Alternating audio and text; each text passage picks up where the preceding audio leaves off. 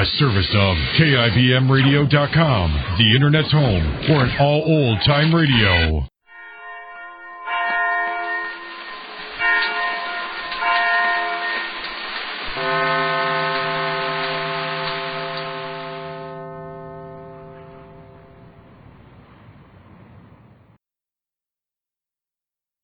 And now, Backstage Wife, the story of Mary Noble and what it means to be the wife of a famous star. Mary Noble is preparing for a cruise to the Caribbean aboard Rupert Barlow's yacht in an effort to ease the torment of realizing that her husband Larry doesn't want her to join him in Hollywood, where he is making a motion picture.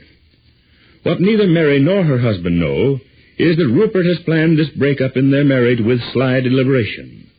First by sending Larry an anonymous letter saying that Mary is gathering evidence for a divorce, and then by making Mary believe Larry is romantically interested in a beautiful young movie actress. Right now, as Mary hurries to answer the doorbell in her house in Rosehaven, Long Island, we hear... I almost forgot that Phoebe is out this afternoon. I'll be right there. Oh, hello, Mary. Thought for a minute nobody was home. Oh, Tom Bryson, hello. I'm sorry I was so long.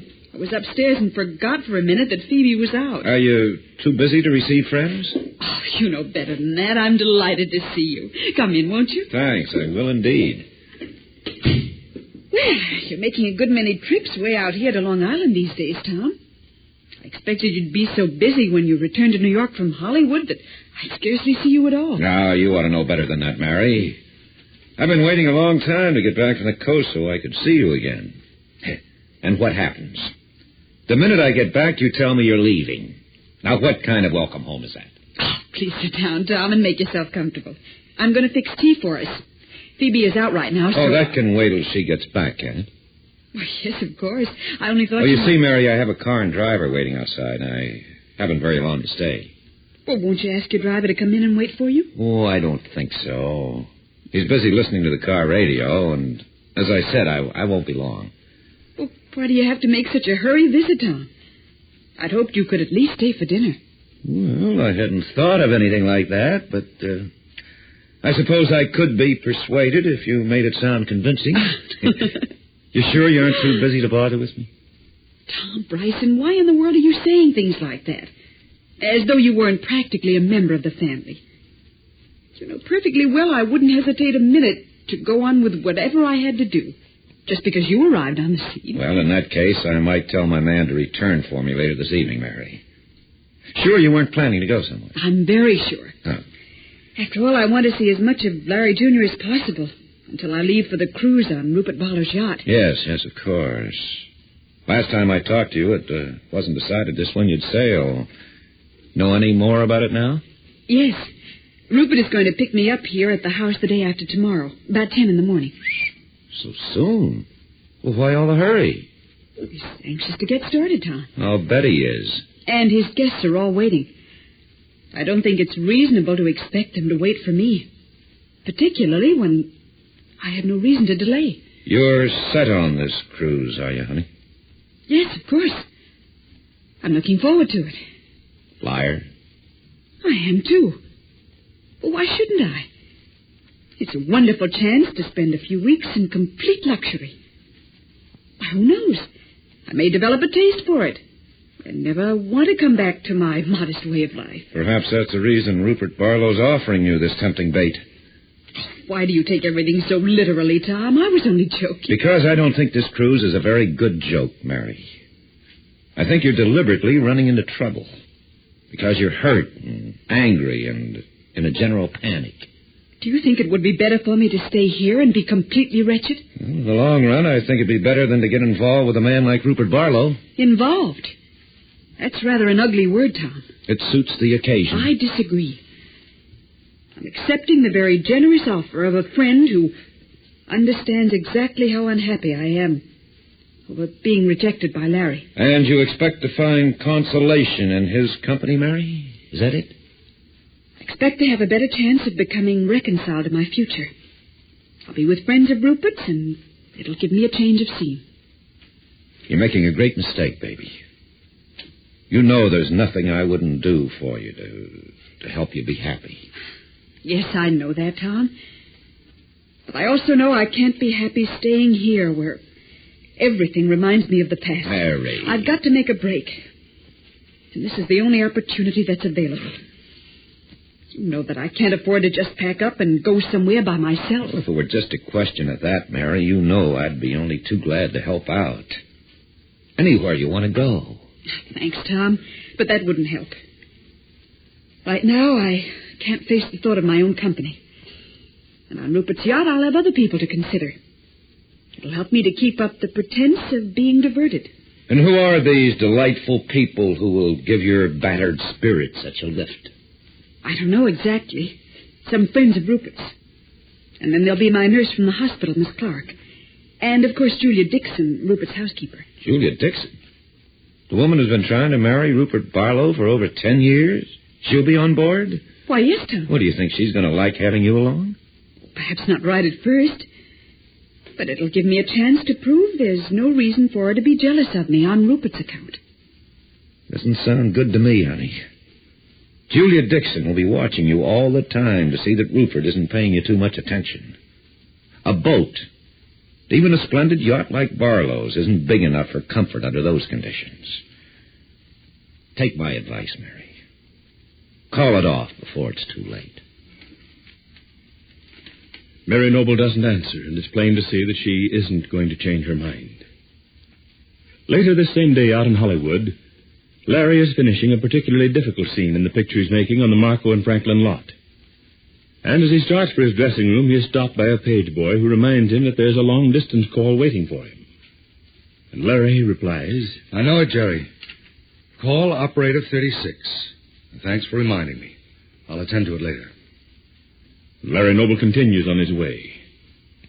But after a few minutes, he reconsiders and goes to the nearest telephone. Larry gets the operator and says, Let me speak to long-distance operator 36, please. There's a call for me. I'm a fool for doing this, because I know it's only going to be another disappointment. It won't be Mary, and there isn't anyone else I want to talk to, so... Long distance? Is this operator 36? That's right. Well, this is Larry Noble. I have a message that there's a call for me. Just a minute, please. I'll look it up. Right. Feel more nervous than I would before a first night on Broadway.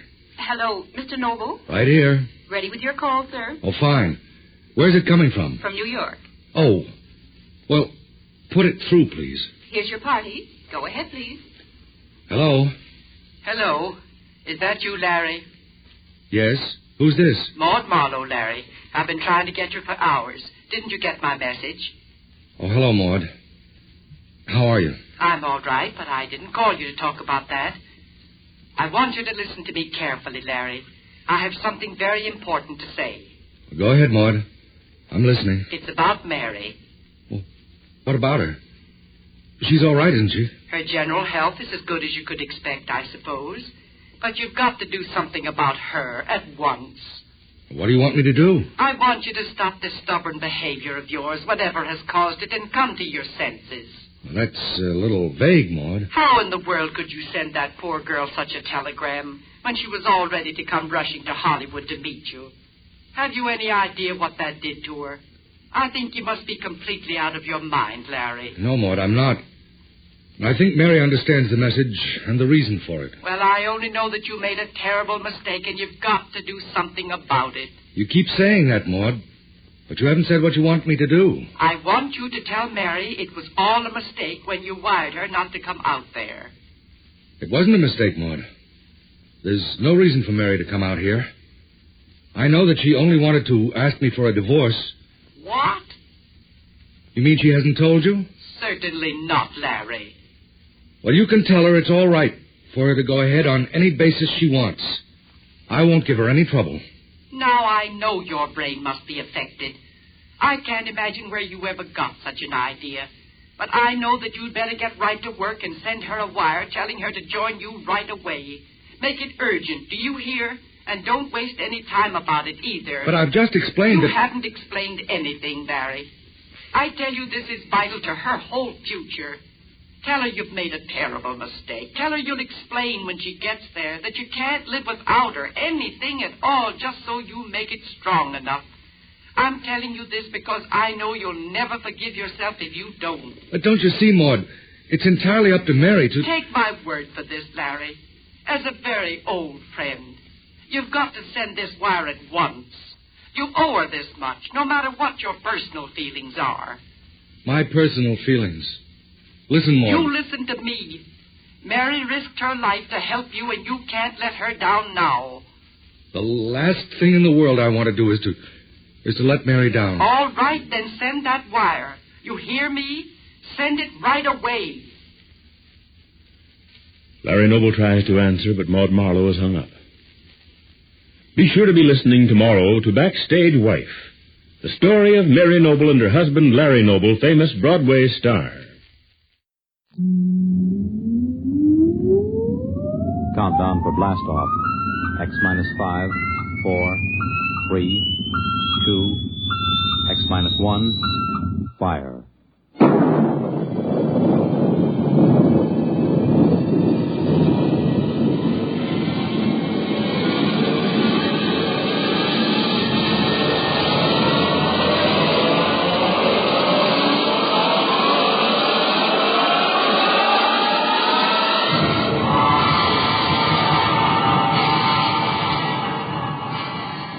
From the far horizons of the unknown come transcribed tales of new dimensions in time and space.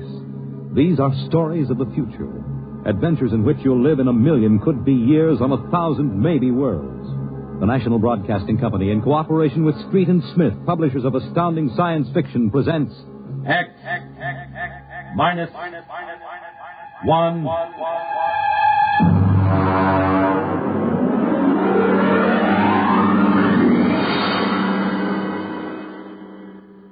Tonight's story, The Castaways, by Ernest Kinoy.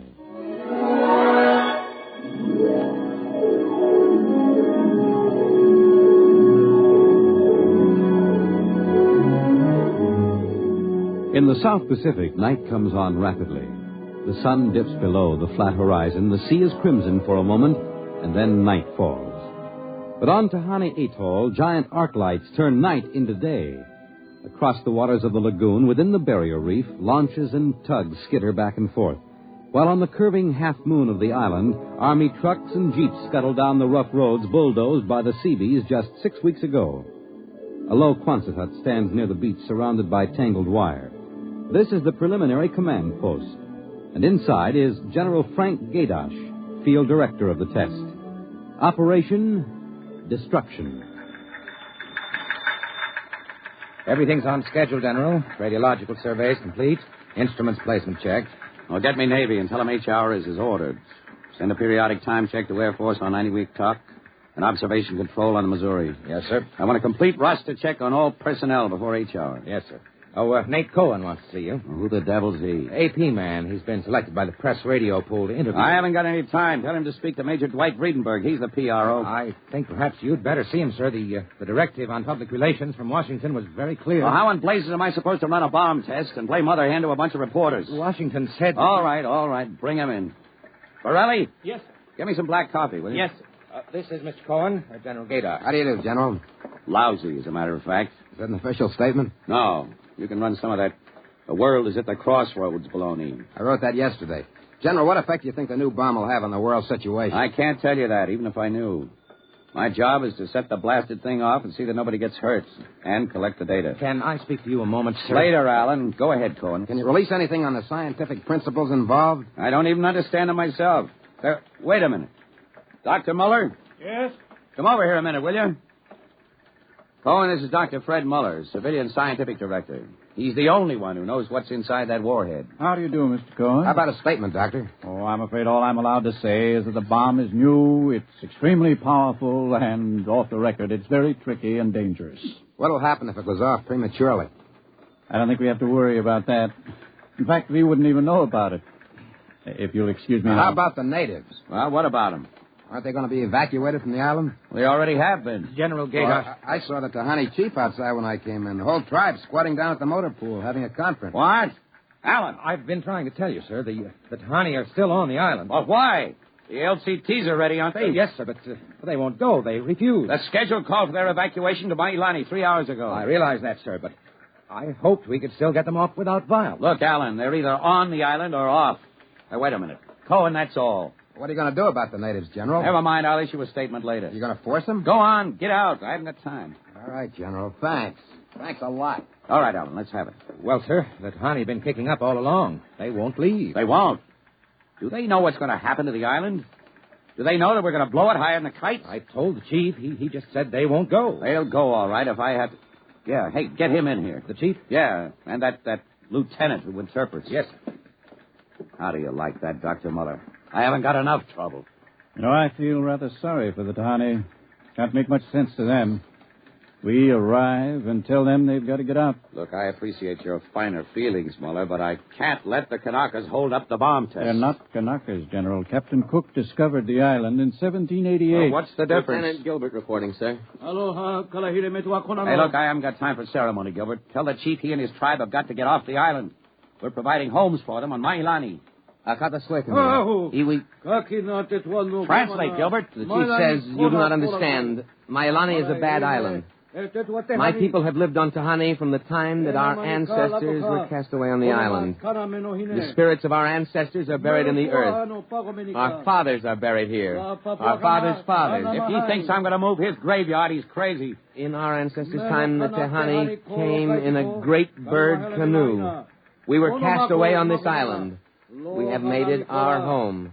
What right have you now to carry us over the sea to a strange land where we would die weeping for our homes? We will not go. By the waters of Babylon, there we sat down and we wept when we remembered Zion. Well, thank you, Dr. Muller. You're a great help. Say, Gilbert. Yes, sir. Tell him I have no choice. He's got till midnight to get his tribe on board those LCTs peacefully, or I'll have the Marine Detachment carry him aboard. Yes, sir. Isn't that rather harsh, General? After all, justice is on their side. We're preparing to blow up their island, and we haven't asked them about it. Dr. Muller, will you kindly confine yourself to the scientific aspects of this operation? I'll take care of administrative matters. If you could explain to them what's at stake here. Any further explaining I've got to do, I'll do with the Marine detachments. I'm not going to hold up my schedule. Well, Gilbert? I told him, sir. All right, get him out of here. I've had enough. What the devil's that? Some kind of a curse, sir. I can catch some of it. The island will remember the tears of its children and punish the invaders. The great destroyers will not destroy. And the evil man, who is the chief, will travel far through the blackness of night. Even as the children of the island end, so will he. All right, Gilbert, take him away. You in here, sir. Colonel Allen, get a detail from the Marine Detachment with tear gas and small arms down to the motor pool. And in 1 hour, have those natives on that transport, and I don't care how they do it. Is that my copy, Peril? Yes, sir. They must know about the bomb. The great destroyer will not destroy. You worried about that curse? I should think you might be. He threatened you personally. If I were you, I'd carry a pistol till they got off the island. The chief looked as if he'd cheerfully strangle you with his bare hands. I'm supposed to end the way they do, huh? What's that? Probably the Tahani saying goodbye to their island. I think I'll go down to the motor pool. Well, stay out of the way. And get back here in an hour. You've got to have this wrapped up and headquarters moved out to the Missouri by dawn.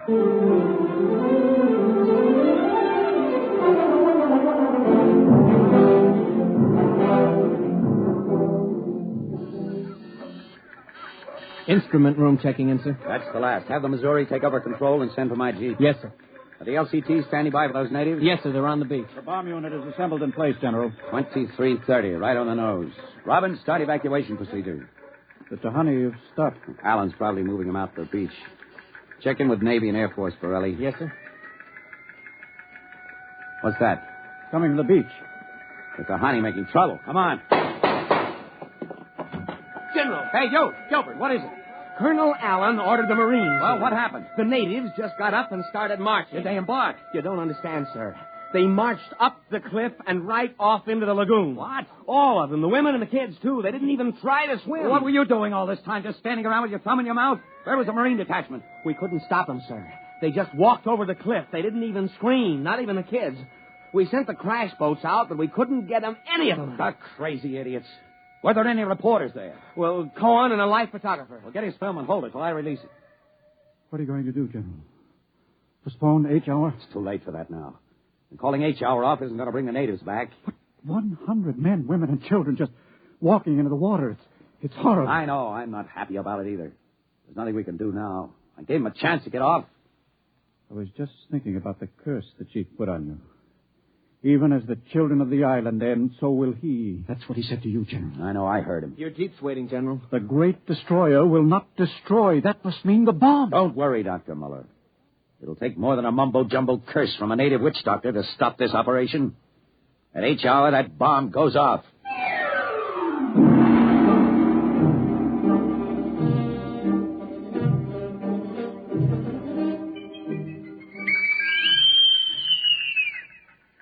It is now H hour minus 1 minute 30 seconds. H minus 1:30. Video screen's hooked in, sir. All right, check control stations. Observation station 1. Observation station 1, check. Radiation station. Radiation control, check. Test the firing Observation circuit, station Dr. 2. Muller. Right, General. Damage control station. Damage control, check. All set. Communications. Communications, check. All checked in, sir. It is H minus 1 minute. H minus 1. Take a good look at that island on that screen, Dr. Muller. When you throw that key, it just won't be there anymore. Nothing but an atom mushroom over the lagoon. Quite a funeral pyre for the Tahanis. Stubborn idiots. They can't get in the way of progress. Progress? I wonder if it is, General. It is H minus 30 seconds. H hour minus 29, 28, 27, 26. The great destroyer. That's what he called the bomb. Hold it, Muller. Allen, report. All checked in, sir. Cameras running. Sound fire warning. Stand by for firing. Ready, Muller? Ready? 10, 9, 8, 7, 6, 5, 4, 3, 2, 1, fire! General, it didn't go off. The bomb didn't go off. Borelli. Signal standby. Condition red. Yes, sir. Allen, check readings. Muller, what's wrong? What happened? I don't know. The bomb didn't go off. Well, what do you mean? Why didn't it? I don't know, except for one thing. The Tahani chief said the great destroyer would not destroy. It didn't, General. The bomb didn't go off.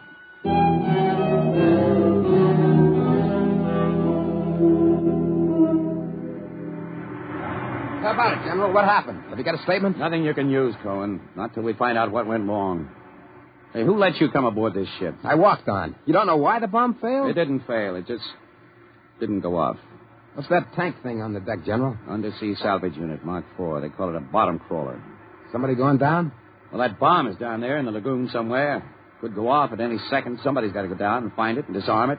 That's a lovely job. Who's elected? I am. Wow. And Dr. Muller. He's the only one who knows how to dismantle it. All is ready, General. All right. Come on, Muller.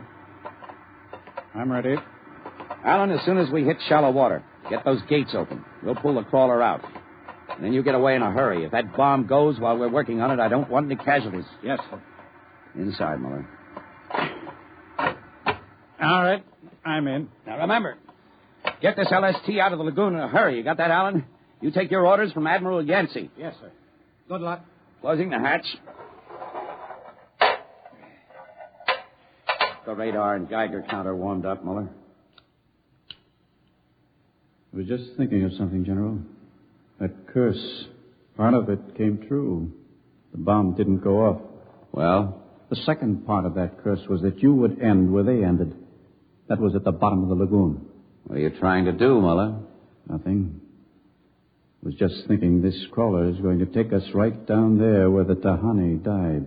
I'm not worried about a handful of dead natives, Muller. I'm worried about that bomb. Okay, they're opening the gate. Let's go.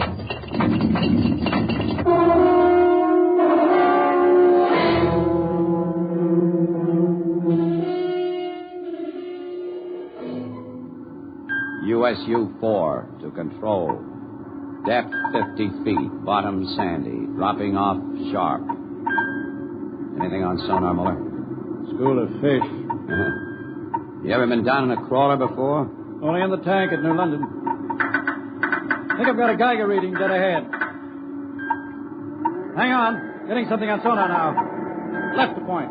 USU-4 to control. Over. USU-4 to control. Over. A fine note. The radio's out. Dead ahead. Looks too large to be the bomb. Can't see much on the forward vision plate. Hey, wait a minute. That's part of the reef ahead. That's where the Geiger reading indicated. The bomb must have settled in a hole in the reef. We'll have to go after it in diving suits. The suits are in the locker. Let's get this over with. The less time I spend down here waiting for that bomb to blow, the better I like it.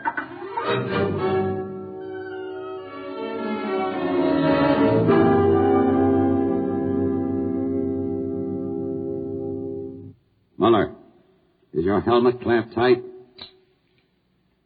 You getting me all right on your headset? Okay. I'm going to fill the lock. Here goes the outer door. Let's go. This isn't like that diving tank in New London. Look out for that coral. It can cut you to ribbons. There's a hole of some sort there. Wait till I get the light up. See if you can get a Geiger reading out of that hole. Just a... There. It's down there, all right. Careful. I'll drop down first. See anything down there? Muller, get down here fast. What is it? Find something? The bottom of this hole.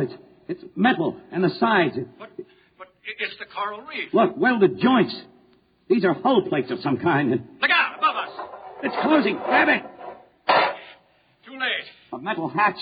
It just slid over the top. This is impossible. What's going on? It's like an airlock. The water's being pumped out.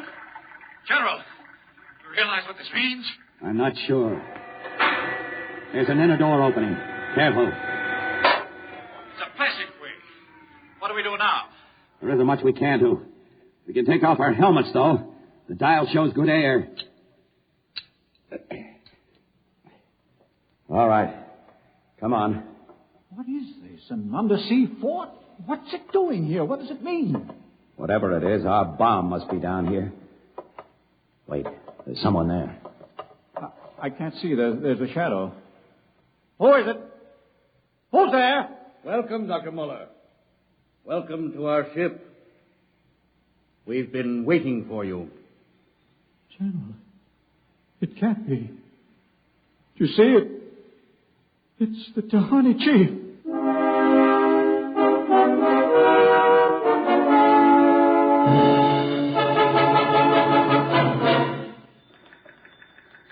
How long has the bottom crawler been down, Peril? 4 hours, sir. 2 since we lost contact. Now, keep trying. Yes, sir. I've given him enough time. I'm going to send another crawler down. What do you figure happened to him, Colonel? Well, there are a lot of things. Hey, how did you get in here? I walked in. When are you going to release this, Colonel? It's the biggest story since the election. Bomber dead and Dr. Muller and General Gaydash dead. They're not dead. At least we don't know they are. As long as that bomb doesn't go off, there's still a chance. What happened? Bomb. Early, condition red. Gilbert, radiation control into action. Get the hot squad into Tahani Lagoon as soon as it's cleared. And get me a PT boat with radiation screens. What is it, Colonel? What happened? The bomb must have blown. How about Muller and the General? If they were down there in that lagoon, you guess. Now get out of my way. I'm busy.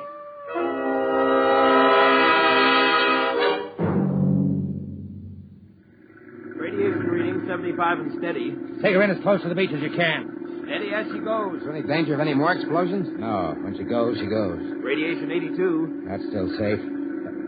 Cohen, is that something on the beach? Yeah. Looks like a body. Maybe you blew one of the Tahani back out of the lagoon. No, it's moving. Gilbert, glasses. Yes, sir. It's a man, all right. Head into the beach. Who is it, Colonel? Can't tell. He's in a diving suit. It's either Muller or General Gaydash.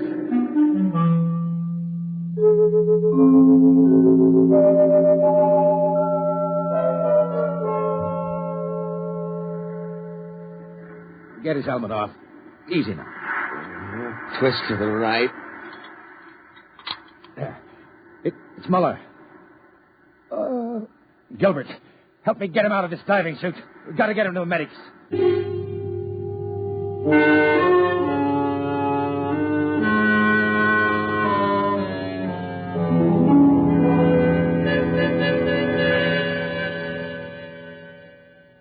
No radiation burns, superficial bruises, mild shock. He'll be all right, Colonel. Can he talk? For a while. Bomb go off. It didn't. He's still out of his head. Quiet, Cohen. Go on, Dr. Muller. What did you find? A ship. A giant metal ship there under the lagoon. Submarine? No. It was a spaceship. Spaceship? Camouflaged right next to the reef. When we went inside, we found the Tahani chief and all the tribe. Alive. What? They drowned in the lagoon. I saw them. No, they didn't commit suicide as we thought. They just dived underwater into the rocket airlock. Rocket? Airlocks? Now, look, Muller, I know you've suffered a shock, but... But it's true. It can't be. A spaceship built by Polynesian savages. But they're not savages. They're the castaways. They're from another planet. Don't you understand? Their spaceship was wrecked here 400 years ago. They've been waiting ever since for a chance to go home. He's out of his mind. Better give him a sedative, Doctor. No, wait a minute, Colonel. Remember their story about the great bird canoe? Maybe there's something to the legend. Not a legend, it's true. They'd exhausted their fuel, came down out of space, couldn't find anything here on Earth to replace their fuel source until we developed atomic power. Atomic power? You mean they stole our bomb? That's right. Fished it out of the lagoon, hauled it aboard. Yes, but how could they convert it to atomic drive? They made me dismantle it for them at the point of a gun. Then just before they blasted off, they let me go. But what about the general? Remember the Tahani curse? I see. You mean they killed him? You don't understand. I said I dismantled that bomb at the point of a gun. It was General Gaidash who was holding the gun. What? He was one of them, one of their spies sent out to bring back the rocket fuel they needed. And the Tahani curse wasn't a curse at all. It said that when they left the island, so would he. I mean, he's with them now? Yes. And after 400 years, the castaways are going home.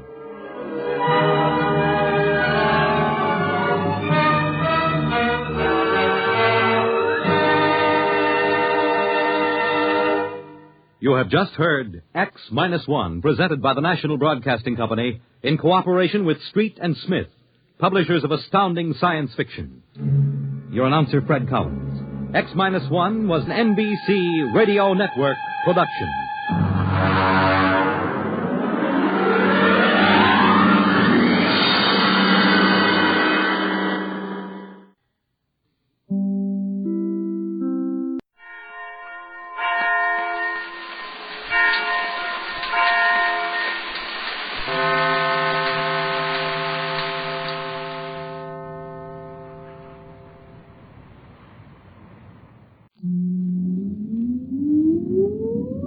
Countdown for blast off.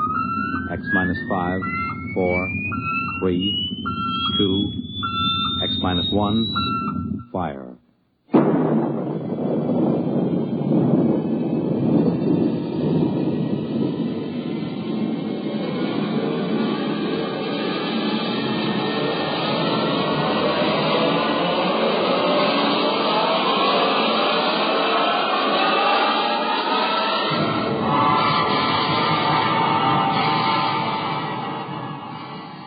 From the far horizons of the unknown come tales of new dimensions in time and space. These are stories of the future, adventures in which you'll live in a million, could be years, on 1,000 maybe worlds. The National Broadcasting Company, in cooperation with Galaxy Science Fiction Magazine, presents X-1.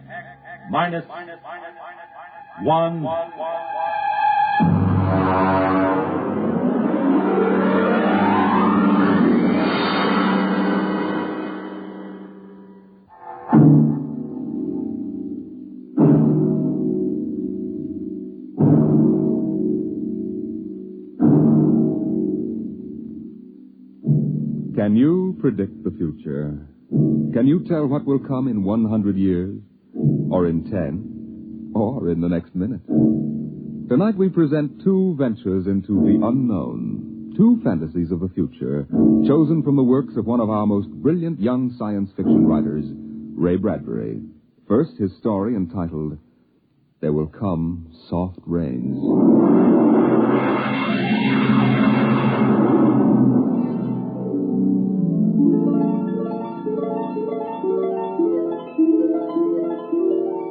The house was a good house, planned and built to be lived in the year 1980.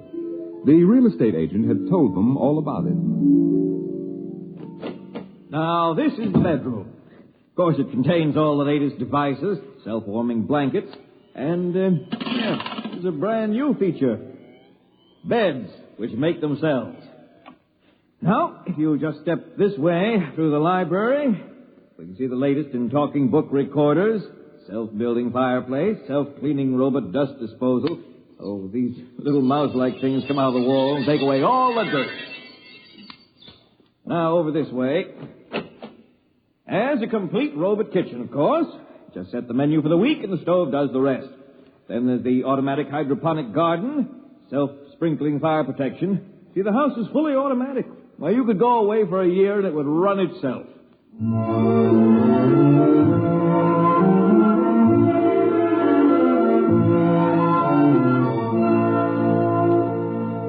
And so the family took the house. The man and the woman and the two children. A boy and a girl. And they lived contentedly, enjoying music and poetry and the rich, warm things in life. And the house fed them and slept them and entertained them. It made a good life for them. Until one day, there were 10,000 explosions, and the world shook, and red fire and ashes and radioactivity fell from the sky. The happy time was over.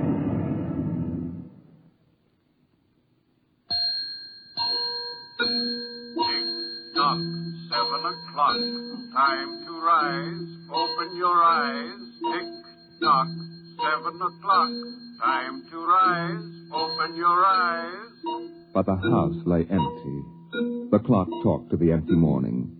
In the kitchen, the stove sighed and ejected from its warm interior 8 eggs, sunny side up, 12 bacon slices, 2 coffees, and 2 cups of hot cocoa.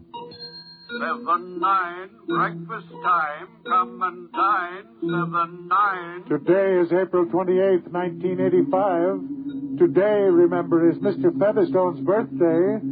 Insurance, gas, atom heat, and electricity bills are due. In the walls, relays clicked, memory tapes glided under electric eyes. Recorded voices moved beneath steel needles. 8-1, run, run, off to school, off to work, run, run, tick-tock, 8 o'clock, 8 o'clock. But no doors slammed. No carpets took the quick tread of rubber heels. At 8:30, the eggs began to shrivel. An aluminum wedge scraped them into the sink.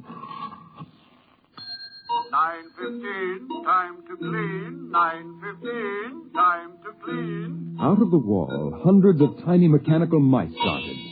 The rooms were acrawl with small, cleaning animals, all rubber and metal.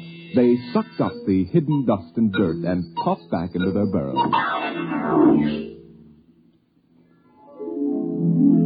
At 10 o'clock, the sun came out from behind the rain. The house stood alone on a street where all the other houses were rubble and ashes. At night, the ruined town gave off a radioactive glow which could be seen for miles. At 10:15, the garden sprinkler filled the soft morning air with golden fountains. The water tinkled over the charred west side of the house, the side which had been facing the blast.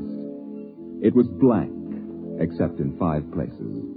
One of the 5 places was a silhouette of a man mowing a lawn, just as he'd been the instant the radioactivity burned his image into the side of the house. Over there, a woman bent to pick flowers.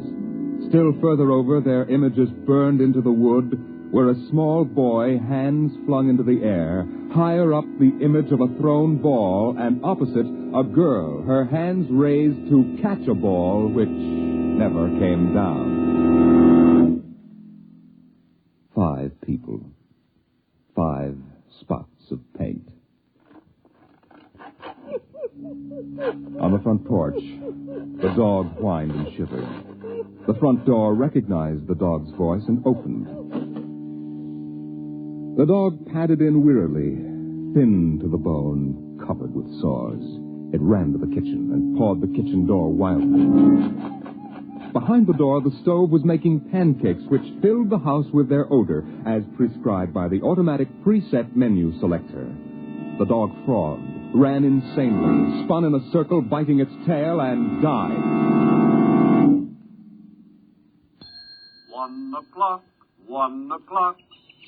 Delicately sensing decay, the regiments of mice hummed out of the walls, soft as blown leaves, their electric eyes glowing. 1:15. The dog was gone. 2:15. Bridge tables unfolded from the walls of the patio. Playing cards fluttered onto pads. Martinis appeared on an oaken bench. But the tables were silent, the cards untouched. 5 o'clock, 6 o'clock, 7 o'clock, 8 o'clock, 9 o'clock. Dinner was made, ignored, flushed away. Dishes were washed. In the study, the tobacco stand produced a cigar with half an inch of gray ash upon it, smoking, waiting, waiting. The hearth fire bloomed out of nothing. 9 o'clock, 9 o'clock. The beds began to warm their hidden circuits, and the phonograph spoke from beside the fireplace. Mrs. McClelland, what poem would you like to hear this evening? Mr. McClelland? Since you express no preference, I shall select at random from among your favorites. Sarah Teasdale, There Will Come Soft Rains. There will come soft rains, and the smell of the ground, and swallows circling with their shimmering sound, and frogs in the pools singing at night, and wild plum trees in tremulous white. Robins will wear their feathery fire, whistling their whims on a low fence wire, and not one will know of war. Not one will care at last when it is done. Not one would mind, neither bird nor tree, if mankind perished utterly. And spring herself, when she woke at dawn, would scarcely know that we were gone. The phonograph finished the poem. The empty chairs faced each other between the silent walls. At 10 o'clock that evening, the house began to die. The wind blew the bough of a falling tree into the kitchen window, smashing it. A bottle of cleaning fluid crashed on the stove.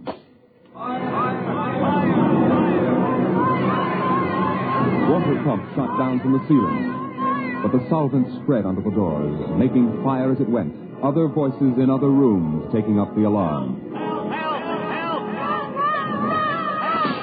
The windows broke with the heat, and the wind blew in to help the fire. The fire crackled upstairs at paintings, lay hungrily on the beds, devoured the rooms. The house began to shudder. The bared skeleton began to cringe in the heat. The wires revealed as if a surgeon had torn the skin off. Voices screamed in every room. Windows snapped open and shut like undecided mouths.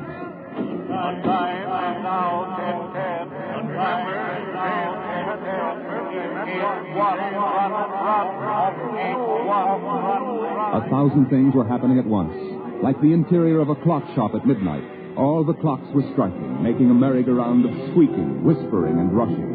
In the kitchen, the stove hissing hysterically was making breakfast at a psychopathic rate. 10 dozen pancakes, 6 dozen loaves of toast. Then, there was silence. The film spools were burned out. The wires withered and the circuits cracked.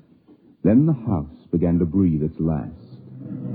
The beams began to give at the foundations. Long cracks appeared in the concrete. The seams were burst from the heat. And finally, with a huge rumble, it crashed into dust and rumble.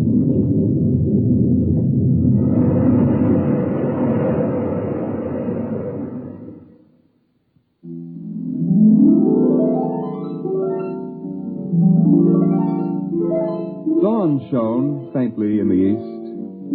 In the the ruins of the house, only one wall remained standing. And within the wall, even as the sun rose to shine upon the burning rubble, a voice spoke again and again and again. No one would mind, neither bird nor tree, if mankind perished utterly.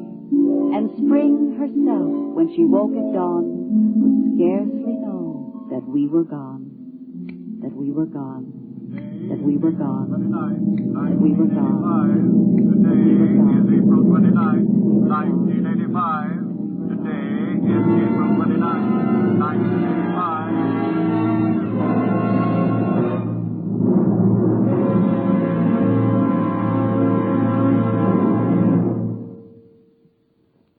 Strange are the uses of Providence.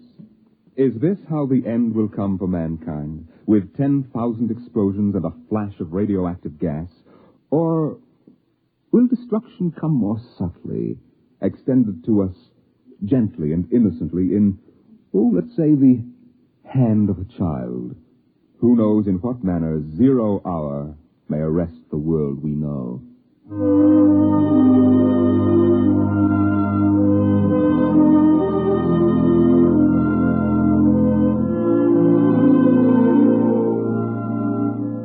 It was a perfect summer day in the year 1985. The streets were lined with green, peaceful trees. Businessmen sat in their quiet offices, taping their voices or watching televisors. Rockets hovered like darning needles in the blue sky. There was the universal quiet conceit and easiness of men accustomed to peace, quite certain that there would never be war or trouble again. There were no traitors among men, no unhappy ones, no disgruntled ones. The world was upon stable ground. Sunlight illumined the suburbs, and the town drowsed on a tide of warm, sunlit air. On the lawns, the children played, catapulting this way and that across the green grass, shouting at each other, holding hands, flying in circles, climbing trees and laughing. And in the homes, busy mothers prepared for the evening arrival of their husbands. Heavens, Mick, what's all this excitement? We're playing a game, Mommy. The most exciting game ever. What are you doing in that cabinet? I need some tools from Daddy's kit. Your father may not like... Oh, I'll take good care of them, Mom. I promise. Very well. Don't you lose anything. Oh, thank you, Mom. You want a glass of milk? Can't stop now, Mom. What's the name of the game, Mink? Invasion. Invasion. What will they think of next?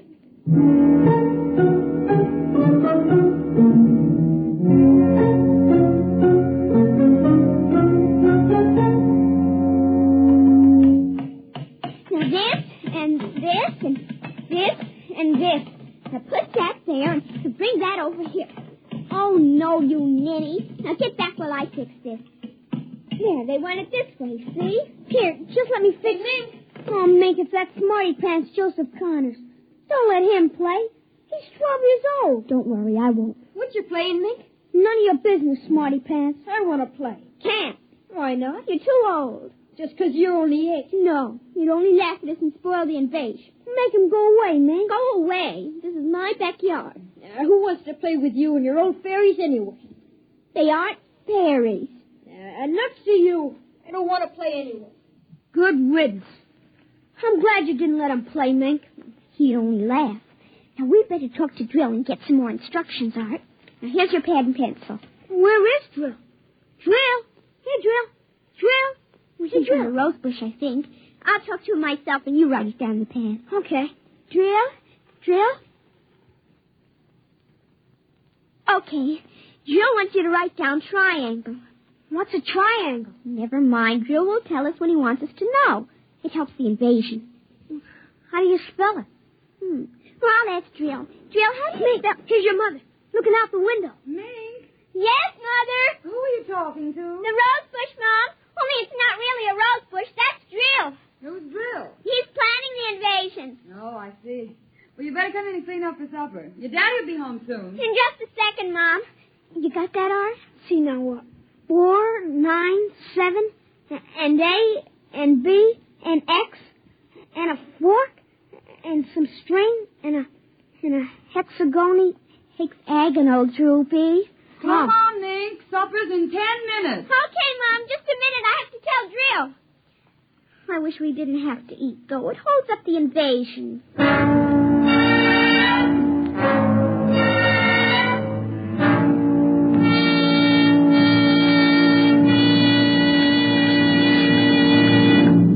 Nate, for heaven's sake, slow down. You'll choke on that soup. I can't, Mom. It's a matter of life and death. What's a matter of life and death? The invasion. What invasion is that? Oh, just some silly game the children have been playing. Well, whatever it is, Mink, it'll wait until you've finished your supper, I'm sure. I don't want any more. You've barely touched anything. Oh, but Drill is waiting for me, Daddy. Drill? Who's Drill? He lives in a rose bush in our backyard. Imagination, Henry. Such nonsense. I'd better run now. You'll sit through dessert, young lady. Oh, gee, Daddy. And while you're at it, tell me more about this new game. It's Martians invading Earth, Daddy. What? Well, not exactly Martians, Daddy. They're from... Well, gee, I don't know. From up. And from inside that little head of yours. You're laughing at me.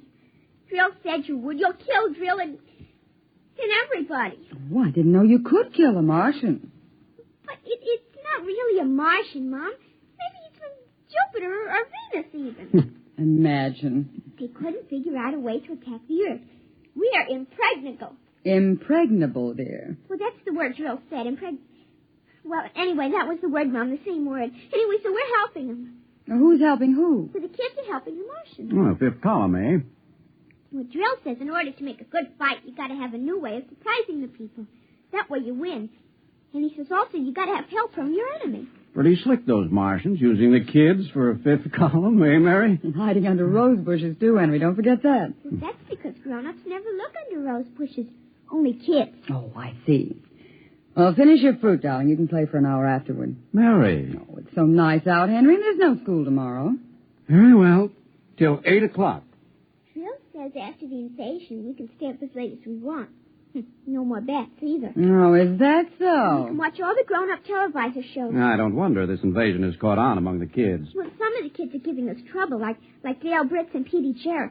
They're growing up so they won't believe in the invasion. They make fun. Worse than parents, even. I hate them worst. We'll kill them first. I hope you're saving your father and me for last. But Drill says you're dangerous. What? But I think they'll let me keep you because I'm helping so much. I'll talk to Drill. Maybe we won't have to kill you. Mary, I think this nonsense has gone far enough. Can I go out now, please? Yeah, run along, dear. Don't worry, Dad. I won't let them hurt you. Mary, I think the child's taking this game entirely too seriously. Invasion. Ah, Henry, you know how Mink is. Besides, all children have their aggressions. Better to get them out in the open, I suppose. Maybe you're right. I was wondering about bridge with the Jacksons tonight, Mary. All right. But, you look tired, dear. Why don't you sit in the relaxer for a while and get a massage? I'll sew for a while until it's time to... Oh, I wanted to call my sister Helen. Oh, good. Find out when her husband's going to return my golf clubs.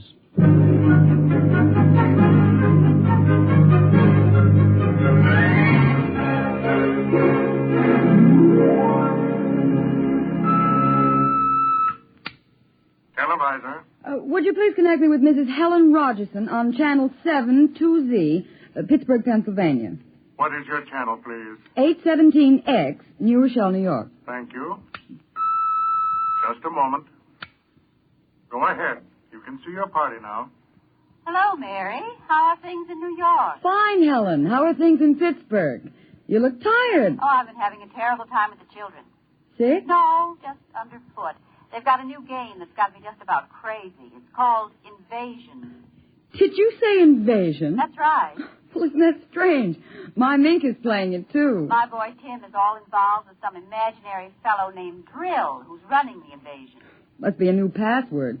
Mink likes him, too. How do you suppose these games start? My backyard looks like a scrap drive. They've got every conceivable kind of mechanical gadget arranged out there. I talked to Josephine Schiller in Boston, and she says her kids are wild about it, too. It's sweeping the country. Remember when it was the Roomba? Please, dear, I'm not that old. Mommy! Oh, please, Minky, I'm on the televisor. Come on, see your Aunt Helen. Hello, Ming. Hi, Aunt Helen. Look what I've got. What is it, honey? Look, it's the yo-yo. Look what I enrolled in. See? Well, Helen, look, it vanished. Where did it go? Into another She means dimension. I say the darndest thing. My Timmy brought one home, too. I can't figure out how they work. Make it reappear, honey. There. See, it's easy. Where'd you get it, dear? Jill gave it to me, Mom. Mink? Bye, Aunt Helen. Gotta run now. Mink, you come back here. I want to talk to you. Yes, Mom. 0 hours, 5 o'clock. Mink! Bye! Oh, I can't understand it. The child's never been so unruly. Helen, do you suppose that... What? Nothing. Just a wild thought that... Say, the reason I called, I want to get that black and white cake recipe, and Henry wants his golf clubs. I don't know what he'll do, but... What was that? I don't know. One of the children must have been hurt. I'll have to run and see. Call me back tonight, will you? All right, Mary. Bye. Mink, come here. Yes, Mom. What is it? Who screamed? Peggy Ann. All right, what happened? Well, she got scared and went home. Did you hit her? No, she just got scared. She's a scare baby anyway. We won't let her play anymore. She's getting too old. Now, Mink, tell me why she cried. No, I can't. Mink, you'll answer me this instant or come inside. I've had enough of this nonsense. Gee, I can't quit now, Mom. It's almost 0 hour. Then tell me what frightened Peggy Ann. Okay, she saw Drill. Drill? He almost came through. He was just testing. Through what? Well, those pipes and things he set up. She looked into one of the pipes and screamed. I guess she saw Drill. And no one hit her? Uh-huh. Very well, Mink. I'll call Peggy Ann's mother and see how she is. And I'll call you for your bath in half an hour. Your father and I want to go out tonight. You won't be able to go out, Mom. Why not? 0 hours, 5 o'clock, Mom.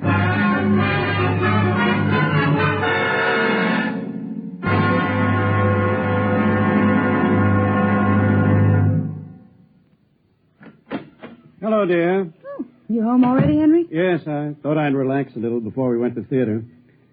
Where's the little one? Out back. Same game? Same game. They've got a stack of pipes and hammers and spoons a mile high out there. Children, why do we have them? Yeah, strange little creatures, aren't they? Even Mink, Henry. She's a part of us, and yet what do we really know about how she thinks and feels? Oh, I didn't mean to start a philosophic discussion. Kids are such a queer mixture of love and hate, though. Even normal, healthy kids. They need you and they're dependent on you, and yet they resent that dependence. You sound like a child psychology course I once took. I wonder if they ever really forgive the whippings and the commands we have to give them sometimes. I wonder if we ever forgot them when we were children. Look, I'd like to discuss this with you, dear, but we do have a theater date, and it's almost 5 o'clock now. What's happened to the kids? They're so quiet. When children are quiet, you know there's some mischief. What's that sound? I don't know. Those kids aren't playing with anything electrical, are they? I'm sure they are. At least I Just the same. I'd better go out. Henry, tell them to put off the invasion. What? Mary, don't get upset. It's just a game.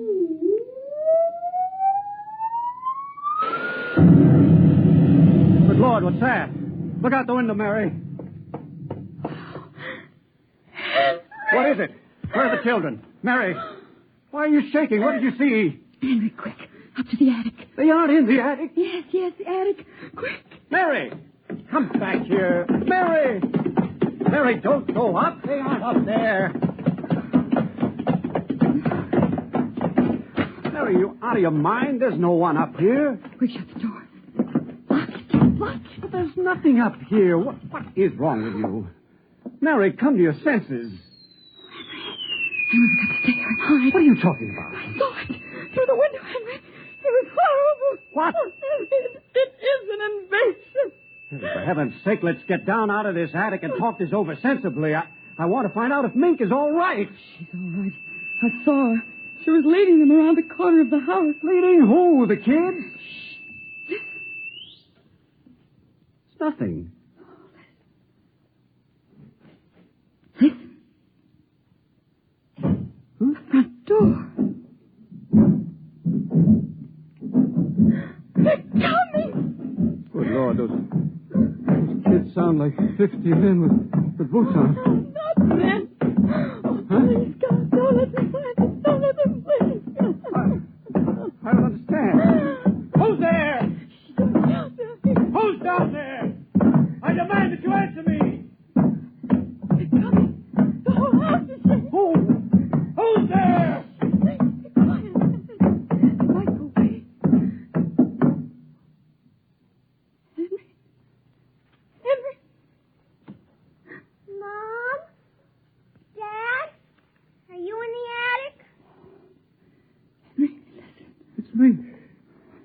Think.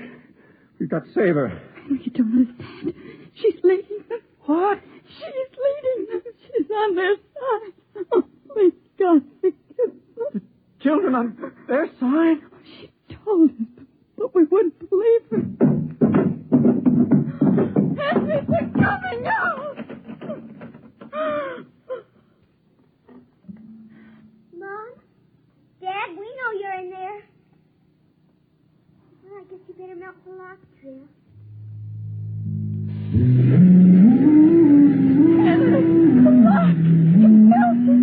The door. Oh, dear God. Mom? Dad? Oh, I see you now. Peek-a-boo!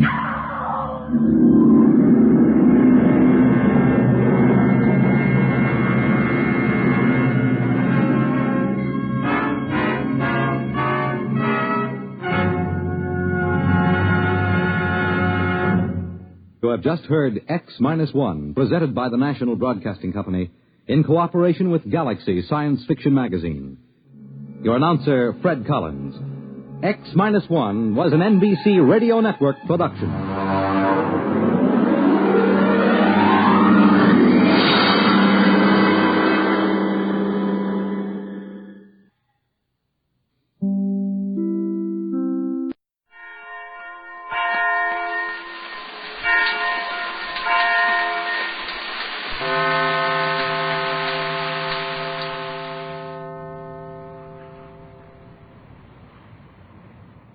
At last, the Gregory rescue boat has arrived at the Magic Island. Towed in by a Euclidean submarine, Johnston's boat has been left to shift for itself just outside the Pier 5 lock and is now being taken alongside Mrs. Gregory's yacht, noiselessly pulled through the water by the underwater magnets. Jerry and Joan are in the submarine which brought Johnston's boat in and are eagerly awaiting the chance to return to the yacht as soon as the submarine is safely in its underwater lock. On the deck of Mrs. Gregory's yacht, Captain Bradford, the skipper, and Mrs. Gregory stand ready to take a line from Johnston's boat and make it fast to the yacht. Now, you just stand over there by the port rail, Pat. Keep your eye on the island for old G-47. He'll come running over here to grab Johnson the minute we get his boat tied up. I'd like a few words with Johnson before that happens, if I can manage it. I'll watch the island, Tex. I can see the whole pier from here. But I don't want to be too far off to meet Johnson when he steps over the rail. It's my boat, you know, dear, and Johnson's been pretty wonderful through all of this. Yes, you're right, Pat. I'll stand here if you like, but keep a sharp eye along the pier. I'll warn you if G-47 comes along. Skipper. Aye. You'd better come here with me and take Johnston's stern line. Hanson can handle that bow alone, but the wreckage of that mast left nothing here to make fast to. So we'll have to strong arm the line here. Aye. We'll take your stern line here, Johnson. Look lively. Here it comes, then. Tex, that's McLeod. What will G-47 say about this? He doesn't know Johnson. If we have to, we'll introduce G-47 to McLeod and tell him Mac is Johnson. Here, Skipper. Aye. I'll take a turn of this line here. You run the slack out of it and bend the end around something back there. Boat's making very little way. We'll lash her easy enough. Hurry, Tex. Get Mac aboard here and talk to him quietly. G-47 is coming along the pier now. Right, Pat. Make it fast here, fore and out. Snub those lines tight. Come aboard, Johnson, over the rail and snap it up. I'll be with you this minute, Captain Bradford. My compliments, Mrs. Gregory, and your help. Thanks, McLeod. Now, we've got to give you some quick orders. I'll go meet G-47 and talk to him as long as I can before he gets here. Hurry, Tex. You'll only have a minute. Now, listen, Mac. This may sound crazy to you, but I'll explain later. You're Johnson. Get it, Mac? You're Johnson. Oh, that's what Johnson told me. Very good, then.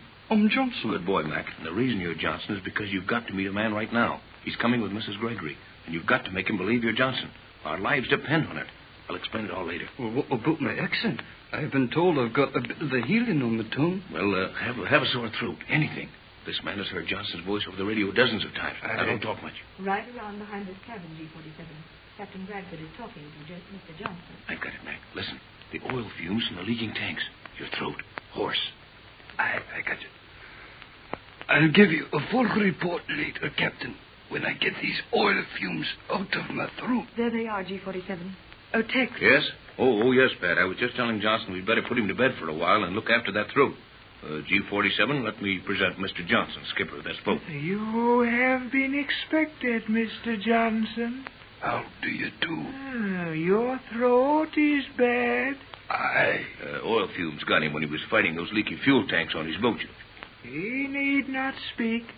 It is action I desire. That message, Mr. Johnson? What message? You know quite well. The message, Mr. Johnson. I don't understand. Oh, come on, Johnson. There's no use trying to bluff G47. He knows all about the message I sent with a pigeon and how much it means to us. You might as well give it to him. No, Tex, not that. Isn't there something we can do? Don't give it to him, Johnson. But, Pat, we haven't got a chance anyway. We'll have less with that message in G47's hands. You have no chance under any conditions. Will you give me the message, or must I tear your boat apart to find it? Come on, where is it, Johnson? I have it here with me. Well, then give it to him. No, Tex, I won't Quiet, have it. Pat. Why make things worse? Come on, hand it over to G47. Hurry up, Johnson. There it is, then. Johnson, you're choking your throat. Yes, it may be serious. Well, you've got what you want, G47. Will you leave us alone for a few minutes so we can get this man into a cabin and look after him? I will gladly leave you alone for the length of time it takes to work out the formula. Once I have it, then what I do will cease to interest you. Come, Tex. Let's take Johnson into my cabin and see what we can do for his throat. Your cabin's smashed with that mast. Come on, we'll go in the radio cabin. That would be better. You're welcome to what is left of my yacht, Johnson. Thank you, Mrs. Gregory. Stand by to watch those lines, Skipper. Make sure the crew of Johnson's boat have what they need. I'll turn out and help you look it over pretty soon. All right. Look, Tex. There goes old G47, laughing to himself and trotting off down the pier. Yes, he's got what he wants this time. Right in here, Johnson.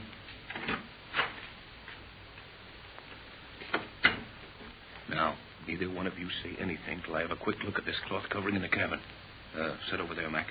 Pat, you sit there. Yes. Where you can keep a strict watch out that port hole along the pier. All right. Well, cloth seems all tight.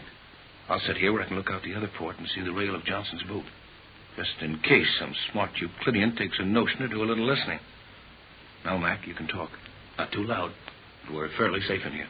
This place must be as mad as Johnson said it was. What's all the cloth around the cabin? That cloth is made here on this island. Without it, they could look right through the walls and see and hear all we're doing. This is a fine how do you do. But tell me, you've got the pigeon all right? Yes, and the message is safe. Tex memorized it and destroyed it. Yes, and the bird almost got here too soon. The yacht had just come up when he arrived. Come up? Come up from where? We were submerged, down inside the island. Submerged? Are you quite well, Mrs. Gregory? I don't blame you, Mac.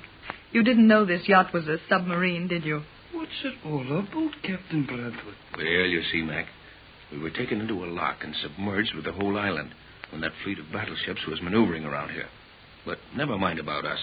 Tell us how Johnson managed to get away and where his radio signals have been coming from all this time. I'll see who it is. Remember your sore throat. Yeah. Come in, Joan. Where's Jerry? Oh, Mother, dear. Joan. Oh, I am so happy to see you again. And I'm happy to have you, my dear.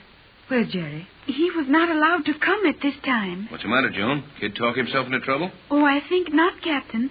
But G47 took him to the chemical laboratory. There is some important experiment going to be performed. Yes, I'll say there is. Yes, dear. G47 thinks he has Texas formula this time. Yes. I saw your other boat. And, of course, Mr. Johnson is a prisoner. They got the formula from him? They got what they think is a formula. And they got it from a man they think is Johnson. But it isn't, and he isn't.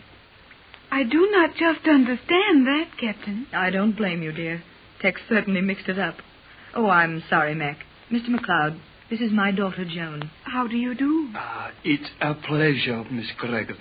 And your mother really found you here on this island. Right, Mac. We've got what we came after. The thing now is how to get away. Where is Mr. Johnson? This is Mr. Johnson, dear. But you just said he was Mr. McLeod. That's who he is. But he's also Johnson as far as G47 and these Euclideans must find out. For just as long as we can keep it quiet. I do not understand it at all, Captain. Well, Joan, dear, a great many things have happened to us since you and Jerry went out on that submarine. But the most important of all was the arrival of a pigeon from Johnson's boat. Oh, one of the little pigeons came here then? But how did it find the yacht? You were in the submerged lock then, were you not? Yes, we were, until about a minute before the pigeon got here. And luckily for us, G-47 wasn't around when the bird landed. And was there a message on the pigeon, Captain? Yes, Joe, a very important message. How far out was the boat when Johnson got the pigeon off, Mac? About 150 miles, Captain. Then he's too far away for these men to harm him now. That he should be. It was a fast little boat he made the transfer to. And they ought to be many miles from here by now. Then Mr. Johnson is not on his boat. Was not on it when the submarine towed it in here. No, dear. Johnson transferred from his boat to another, which was passing. And for the last couple of hours, he's been running for Los Angeles at top speed. Yes, you see, Joan, you and Jerry missed a few things by being in the submarine. When this yacht came out of the submerged lock, we saw the pigeon from Johnson's boat fluttering around trying to land. He got into the coat just as we reached the stern. The message said Johnson had transferred to another boat with a radio and would try to keep sending messages just as if he was on his own boat. Then Johnson was gaining all the time it took to get his boat in here without G-47 suspecting that anything was wrong. Exactly, Joan. And to slow things up even more, Johnson pretended his fuel oil tanks were leaking and the boat would have to be slowly towed in here. But the tanks were leaking. We followed the trail of oil with the submarine. There must have been hundreds of gallons of oil on the surface of the water. Aye, lassie. Hundreds of gallons there were. And it fair broke the heart of Angus McLeod to open the valves and let it run away. Oh, but that was very clever of you, Mr. McLeod. Now, Mac, listen. I think for the looks of the thing, it might be wise for you to go aboard the other boat. Make yourself look busy with the crew, you know, and you, Pat, might go with him. Yes, Tex, I think that's a good idea. And I would really like to see the members of the crew and thank them for their fine efforts in our behalf. Yes, I've got a few questions to ask Joan. She might have something we can work on after being in that submarine. After a few minutes, you come back, Pat. All right. We'll try to lay a new set of plans before G-47 discovers that my formula is still safely beyond his reach. Pardon, would we be shoving off then? I hope you can see you very clear out of all this, Captain. It's too mad a business for me. I'll be right back, Tex. Oh, hello, Jerry. Hello, Mrs. Gregory. I got some news for you. Well, I've got to go over on the other boat with Mr. Johnson now, Jerry. You go on in with Tex and Joan. I'll be back in 2 minutes. Okay, Mrs. Gregory. Hello, Johnson. Hey, Tex. Boy, oh, boy, have I got the news. Yeah, we've got some for you, too, kid. See that man with Mrs. Gregory? He isn't Johnson. The G-47 thinks it is. And Johnson's safely on his way back to Los Angeles on another boat. Is that not wonderful, Jerry? Yeah, swell. Well, you don't seem much surprised, kid. I thought that'd be mighty big news to you. It would be, if I hadn't figured it out already. You what? Yeah. You remember, Joan, that I told you that submarine commander was going to be on our side? Yes, but I think you were mistaken, Jerry. Yeah, but I wasn't. I got a minute to talk to her where nobody could hear us. And she said she had figured out that those last messages of Johnson's weren't coming from his boat at all. You mean that woman commander knew that and kept it secret from G-47? Yes, sir.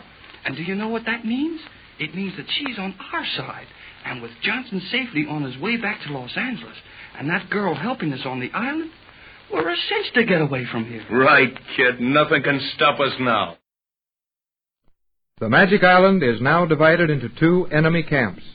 G-47 and his powerful group of scientists on one side, and Mrs. Gregory's two boat crews on the other. Johnson's rescue boat is now lashed to the yacht, and the two ride easily in the surface lock between Piers 4 and 5 on the Isle of Euclidia. The scene is the radio cabin of the yacht, the cabin that is protected from the eyes and ears of the Euclideans by the seaweed cloth. Captain Bradford and Mrs. Gregory are explaining to Jerry and Joan some of the things that happened on the yacht while the young people were in the submarine. But, Mother, Jerry is overly enthusiastic about the attitude of the submarine commander. No, I'm not, Mrs. Gregory. That girl was doing a lot of thinking about what Joan and I told her. She's got the idea that maybe these Euclideans aren't so hot after all. Yes, I'm inclined to agree with Jerry about that, Joan. Out of all the people on this island, it's only reasonable to suppose that some of them aren't any too happy. Yes, Tex, I think Jerry is quite possibly right. Though we should be very careful about taking this girl into our confidence. Well, she told me she didn't want to know anything about our plans. I guess she was afraid of what G47 might do to her to make her tell, if he guessed she knew anything. That is reasonable, Jerry. G47 would find some terrible way to make her disclose your plans if he found that she knew them. Well, never mind about that now. Tell us just what happened here on the yacht. You know, old G47's going to come busting over here any minute and ask a lot of questions. And, we'd all better give the same answers. For one thing, we are absolutely sure that G47 doesn't know the pigeon arrived with the message from Johnson. And we've got the pigeon hidden in the canvas locker, so he won't notice it's aboard. That is fine, Captain.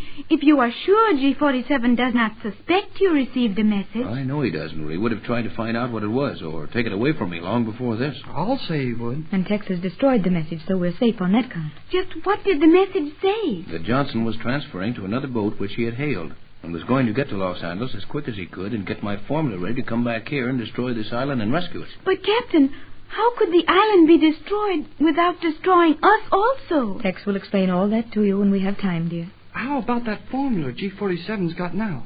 The one he took away from McLeod when he thought Mac was Johnson. What's that? It's a formula that will make something which will keep old G47 busy for a long time when he finishes it.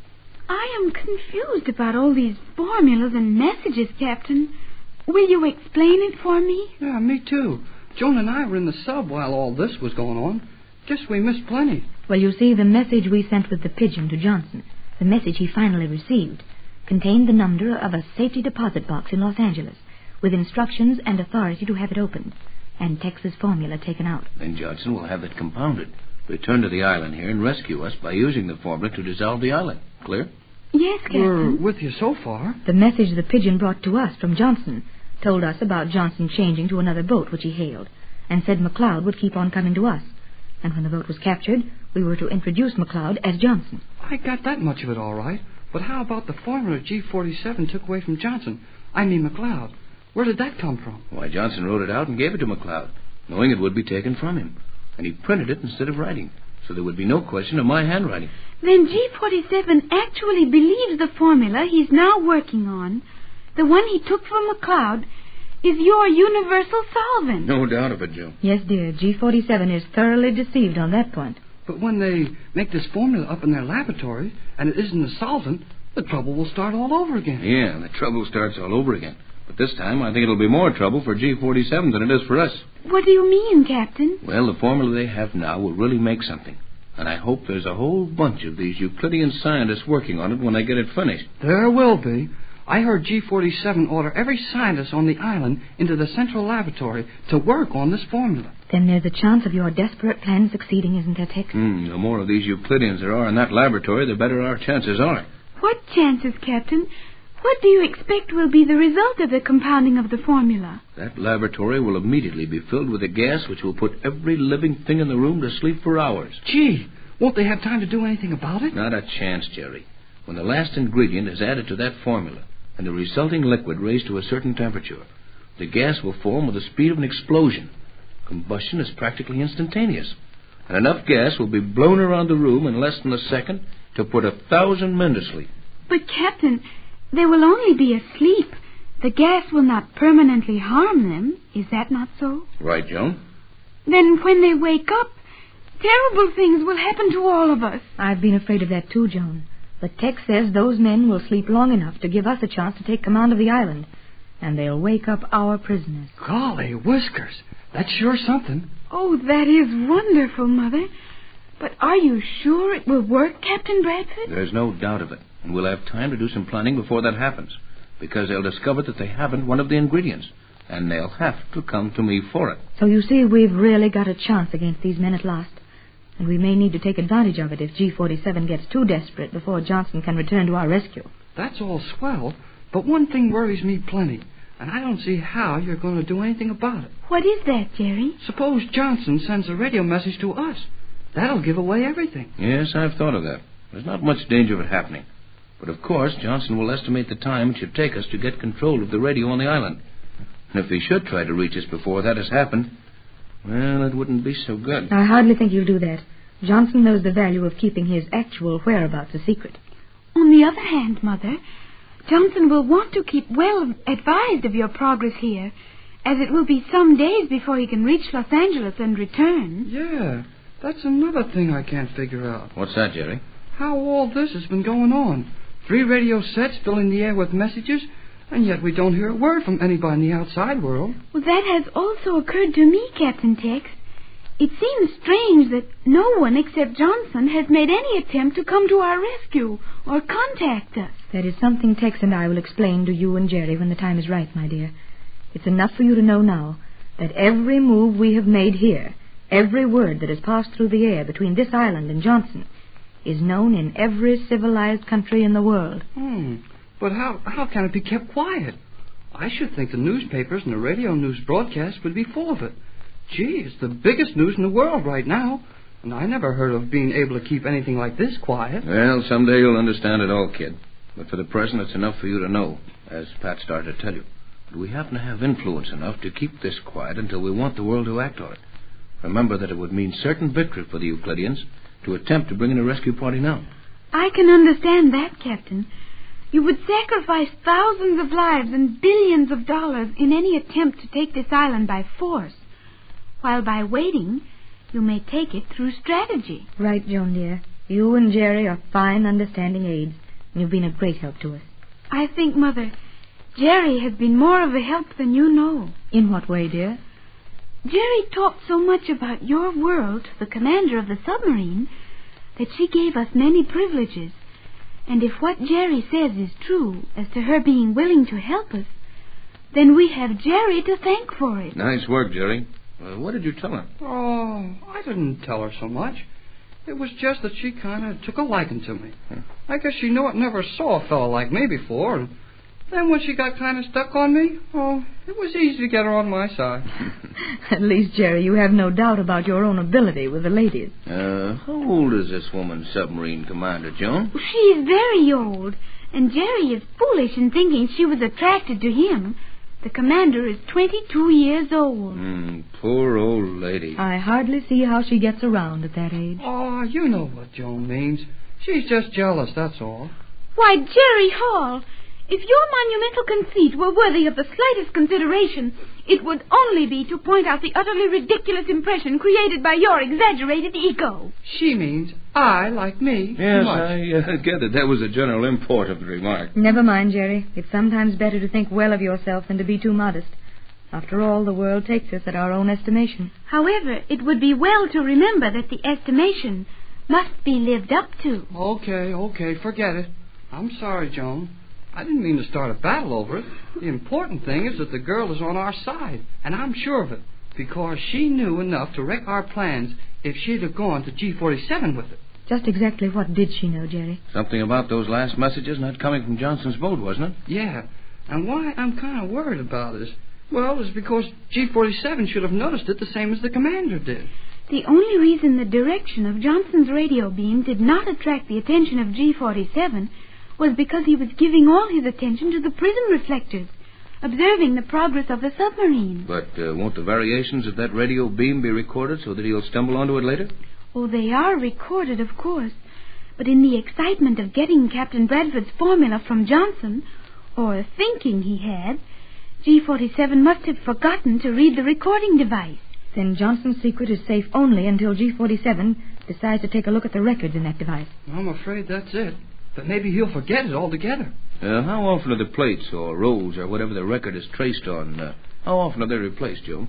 Every 24 hours, a new roll of sensitized metal is inserted in the recording devices. Then the old rolls are safely stored away. Looks like we've got a chance if G-47 doesn't look at that roll. How did the submarine commander discover that Johnson's messages were not coming from his boat? Well, she's got one of those directional beam recorders on the sub, and she watched it like a hawk. Oh. I guess she knew from the message that something was funny about it. Also, she would have noticed the loss of strength in the beam as Johnson was getting farther and farther away when he was supposedly talking from the very boat we were towing. Well, if that girl commander knew all that and still kept quiet about it, Jerry's right. She's on our side, no doubt about it. Is there anything we can do now, Tex? I mean, can we further our plans in any way? I should think the best thing would be to just sit tight and act sorry for ourselves. An excellent idea, Jerry. If we act as if we had any plans, G-47 would soon sense that our position was not as hopeless as we pretend it is. Quiet. I've got a good view of the pier through this porthole. G47 is coming, and he's in a hurry. I'm afraid that'll mean bad news. Don't give up too easy, Mrs. Gregory. I think we should say nothing more. Right, Joe. Just sit still and look hopeless.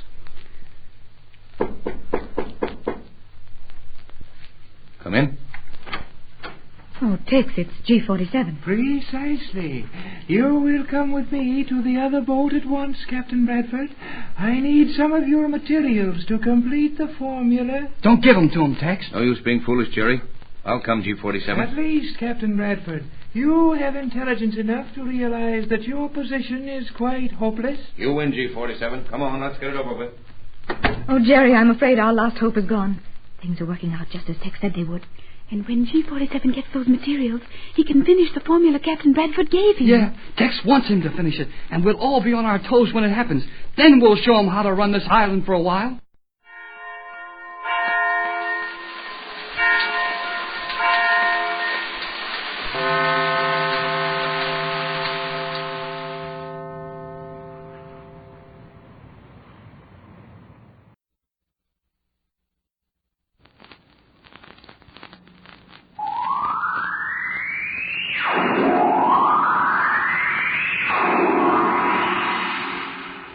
Now step into the incredible, amazing future as we go exploring tomorrow.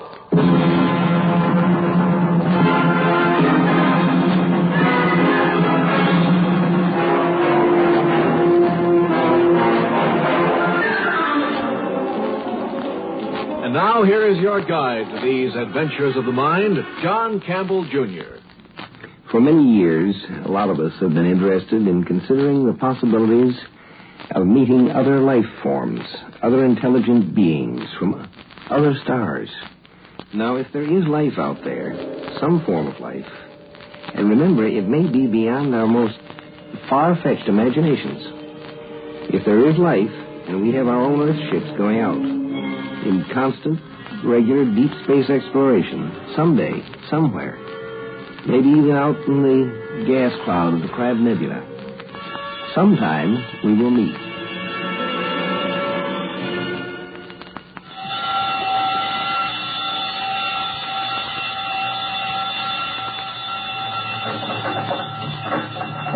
Step it up. Step it up, the scanner. Maximum. Maximum magnification. Maximum mag. More. Sorry, sir. Max is max. You see? Can you see? Now, visit plate. Quarter it. Quarter, sir. Step up the scanner. Step it up. Don't you understand? I've got to see.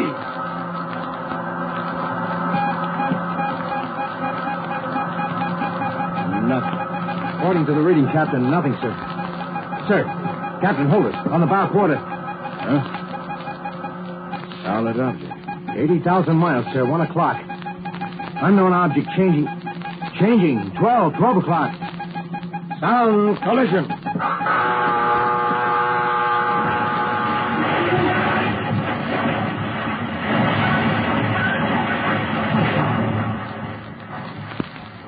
Make ready, Mr. Dort. Now hear this. The captain will now address the ship. First, you've heard the collision alarm. You will all now take action stations. Man all weapons. Condition of extreme alert. Red. I repeat, red in all departments. Instrumentation tells us there is an unknown solid object less than 80,000 miles dead as we go. There is a locator beam on us. I repeat, there is an unknown locator on us, giving us unexpected feedback echo. Men, we are not a warship. May the Almighty be with us. That is all. Mister? Nothing, sir. Now I see nothing on the busy place. But radio locator. Here, look at it, sir. Up and down. Something monstrous. Monster in size, sir. Making lunatic dashes toward us. At collision speed. Then skipping away at the same fantastic speed. We are not a warship. Here it comes. There it goes away again. All on radio locate. On busy plate by eye, nothing. Can't detect a thing. How many solar systems in our galaxy? How many? How many planets fit for life? And how many kinds of life could there be? If this ship isn't from Earth, and it isn't, It has a crew that isn't human. And things that aren't human but are up to the level of deep space travel in their civilization could mean anything. Yes, sir. Something like this has been talked about and speculated about for years. Mathematically, it's been an odds-on bet that somewhere in our galaxy there'd be another race with a civilization equal to or further advanced than ours. Nobody could ever guess where or when we'd meet them. It looks like we've done it now. Well, do you suppose they'll be friendly, Captain? Thank the Almighty for the blasters. Here they come in for us fast again, sir. Oh, pulling away again. Yes, I can read the beam. If you'll pardon, sir, the blasters are for meteorites, sir. They were never, were they, designed as space weapons? They can serve as pretty good ones. Because we don't know what they're like, you fool! And we can't take a chance. We can't trust them the fraction of an inch. Sure, I know. Let's try and find out all we can about them. Let's meet. Let's try to be friends with that ship out there. Well, we don't. And you realize why? Because they have locators. Because they might trace us all the way back home without our knowing it. And we can't risk a non-human race knowing where Earth is unless we're sure of them. And how can we be sure? Do you know, Mr. Dort? Do you know, Mr. Dort, with your sentimental Pollyanna slush pile that calls itself your brain, your mind? Unidentified object retreating against our locators, sir. Back and forth. Back and forth, the game goes on. They're afraid. We're afraid. Oh, sure. They could come to trade, of course. Import, export. That wouldn't hurt. Or maybe these creatures will be aesthetic marvels, nice and friendly and polite, and underneath the Tojo type. Or am I going to risk the possible future of the human race on a guess that it's safe to trust them? The one thing I won't risk is having them know how to find Earth. Either I know they can't follow me or I don't go home. And they probably feel the same way. Ready to ship for supplemental command. There, sir. By sight, on the busy plate. I see it. For the first time by eye. It's a small... No, sir. It's bigger and bigger. Bulb. Bulbous shape, like a pear. Headed for us at extremely high acceleration, sir. Hard about. Hard about, sir. Put us about. Put us about. He's crossing the T. Dort, pass me a relay. Put a relay key to the blasters. Direct to the blasters under my hand. This is the captain. Ready, blasters. Collision course with unidentified space object. Maximum power. Ready, blasters, section 1. This is it, men.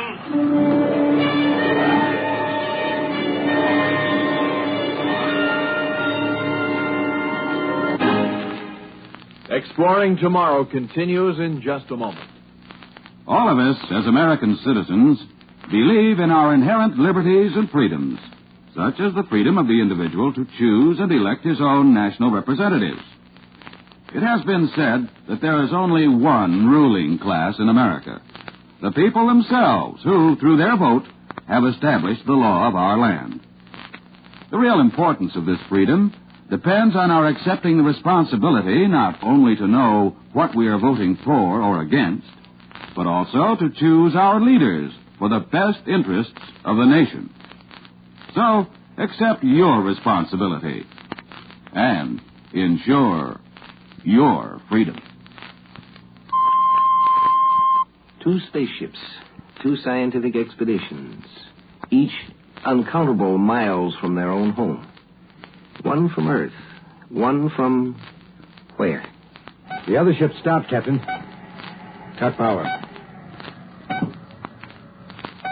Quite stationary, sir. Captain to crew.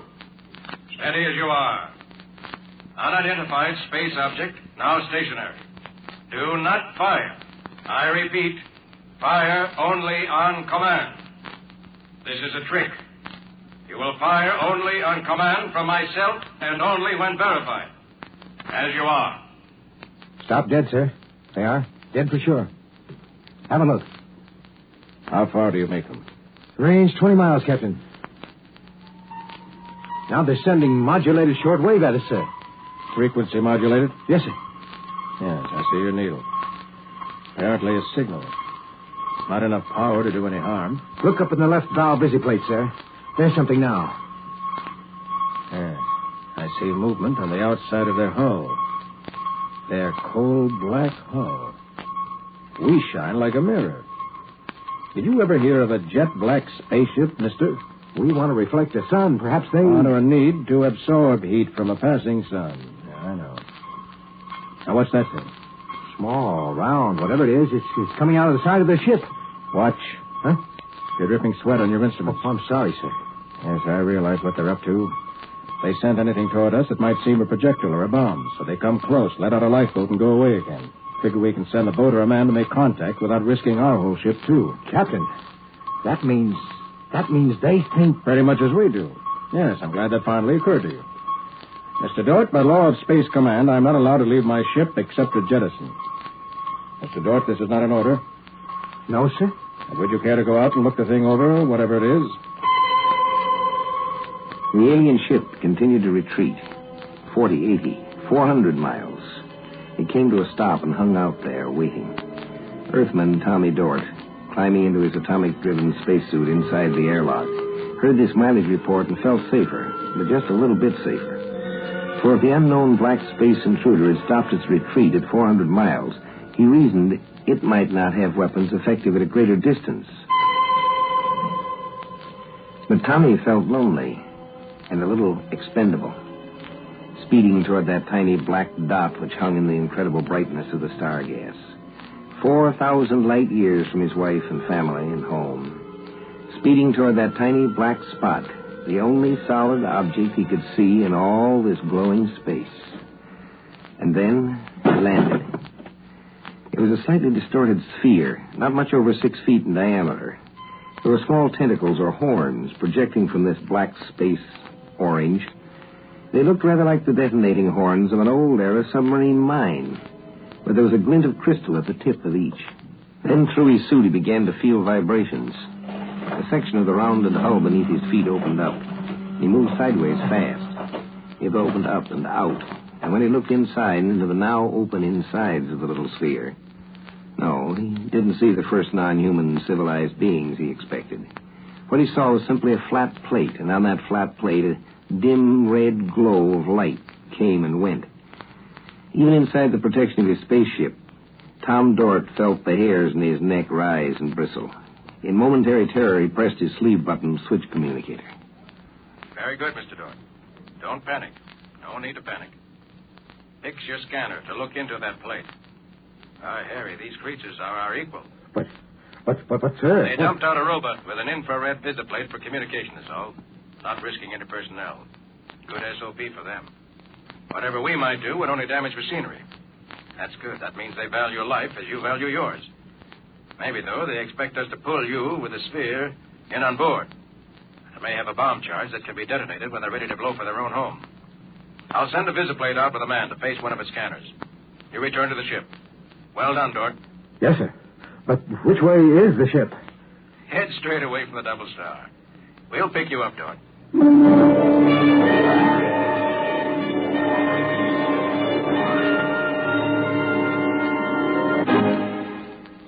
A tiny black bulbous robot floated in space between two spaceships. Ours and theirs. Represented a culture, theirs, which was at least up to ours. Now our two races could be friends. We could also be deadly enemies. We were a monstrous menace to them, and they to us. And the only safe thing to do with a menace is, of course, to destroy it. This truce, weeks and weeks. It's starting to get the crew. Mr. Dort. I'm busy. Still calculating, Captain. Now, let's see. Where was I in thinking? How do we establish friendship without risk of treachery? Friendship is based upon confidence. Or is it? Can confidence be established on a foundation of necessarily complete distrust? If you can be patient a bit longer, sir, I think I've figured out a way we can talk their language. I mean communicate. Since they seem to be stone deaf. You can? I think, sir. You can? I believe now, sir, we can say almost anything we wish to them and understand what they say back. But, of course, sir, you'll never be able to know how much of what they say is the truth. Well, neither will they about us. Go on, mister. Well, I've managed to hook up what amounts to a mechanical translator. We showed them our recorder in the vision plates, and they showed us theirs. They record the FM direct, I think. Now, they don't use sound at all, even in speech. My guess is, sir, that they use microwaves for what you might call person-to-person conversation. I think they make short-wave trains as we make sounds. Telepathy? Yes, sir. I think, sir. I'm ready if you are. If you are, that is, prepared to talk with their skipper. Turn on your mechanical translator.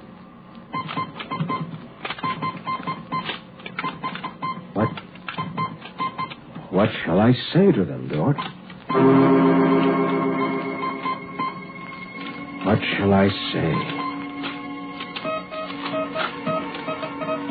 They're waiting. They keep sending something like a CQ. They're oxygen breathers, sir, and they appear not too dissimilar in certain ways. I'm sure I detected signs of irony. Irony? I mean, sir, that implies humor. In other words, sir, I think they could be likable. All right. Send this. Hi, sir. They're acting suspicious. All right.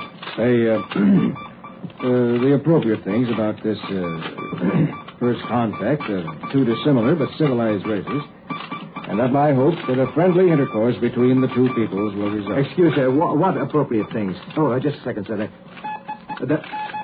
The skipper sends you the following, quote, "That is all very well, but is there any way for us to let each other go home alive?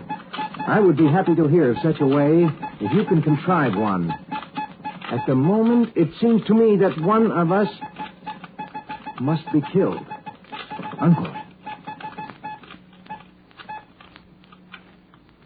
All right, then. Send this. Look here out there, whoever you are. It looks like we have to fight, and one batch of us gets killed. All right, we're ready if we have to. But if you win, we've got it fixed so you'll never find out where Earth is. And there's a good chance we'll get you anyhow. We've stayed here a month, and we've swapped information, and we don't hate each other. There's no reason for us to fight, except to protect our races. Well, it says, sir, yes, all you say is true, but that his race has to be protected just as you feel that yours must be. He says, quote, "Perhaps this will help us to think clearly. Suppose we make it so we can't find each other's home planet, but leave a way to communicate in the future. So work out grounds for a common trust. If our governments want to be fools, let them. But we should give them the chance to make friends, instead of starting a space war out of mutual panic," unquote. All right, I have it. Send this. Okay, sir. Whoever you are, let's swap spaceships. Send it, send it.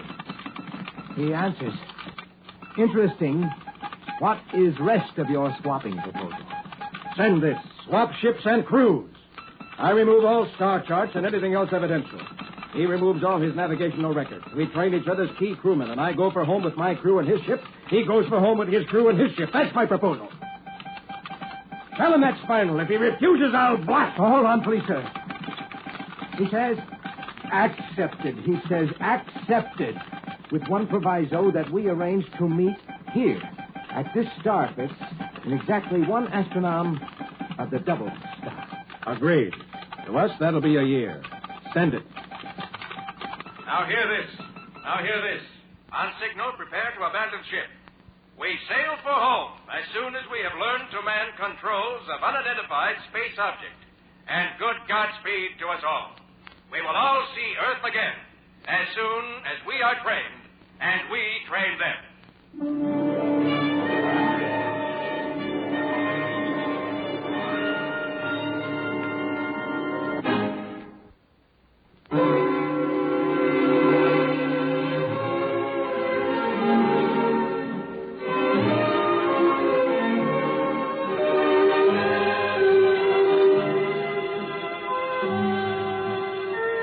There's a hidden assumption in the story we just heard that any intelligent entity can and may lie. I wonder just what a lie is and why it is that we expect intelligent entities to lie. Could a machine lie? Could an intelligent machine lie? Well, Well, next time we have a discussion on that I think you'll find interesting. It's called Liar.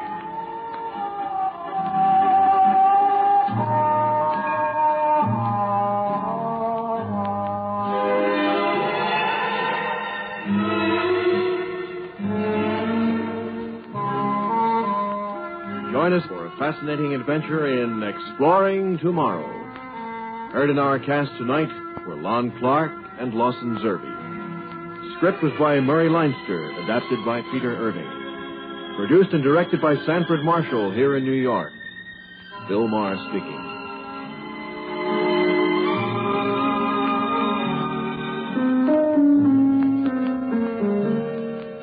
We pause now for station identification.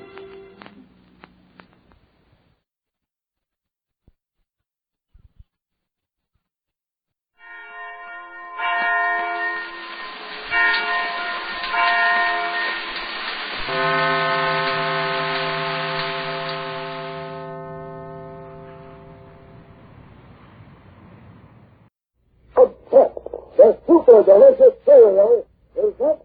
The Adventures of Superman. Top 7 speeding bullets. More powerful than a locomotive. Able to leap tall buildings at a single bound. Look, up in the sky. It's a bird. It's a plane. It's Superman. Yes, it's Superman. Brought to you by that super delicious cereal, Kellogg's Pep. Today's episode takes Superman and young Jimmy Olsen into the secret lair of the Nazi killer, Baron Trump.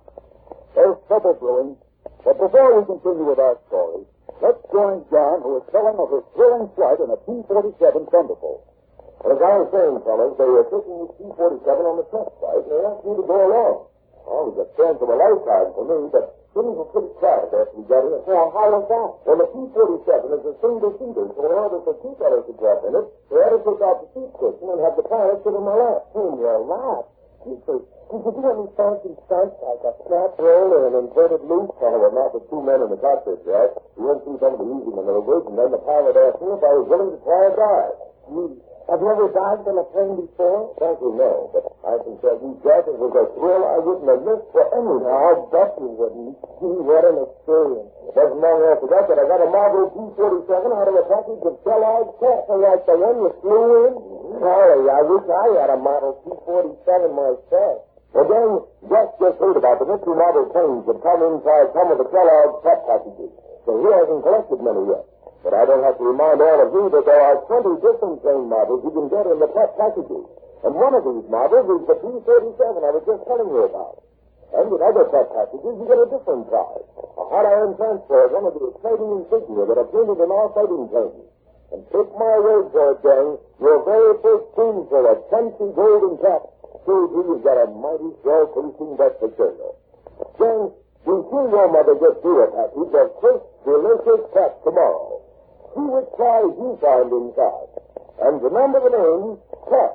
P-E-P. Pep is made by Kellogg's in Battle Creek. And now, the Adventures of Superman. Within 48 hours, a new aerial armada of 1,000 flying fortresses is scheduled to take off from an American East Coast airport on an on-stop flight to Italy. And although great secrecy has surrounded the mass flight of four motor B-17 bombers, Nazi espionage agents have gotten wind of it and are planning to intercept and destroy the plane with a new secret weapon. But Superman, in the guise of Clark Kent, the mild-mannered reporter, has other plans. We find him now in his apartment, where young Jimmy Olsen, the girl mechanic's former copy boy, now a cub reporter, is doing a strange thing. Bandaging Clark Kent's head and face with roll after roll of joy. Listen. Wait a minute. Wait, you're covering my eyes. Gotta be able to see. Maybe I'd do a better job if I knew what this was all about. Why do you want your head and face bandaged? Well, you never make a detective, Jim. Why not?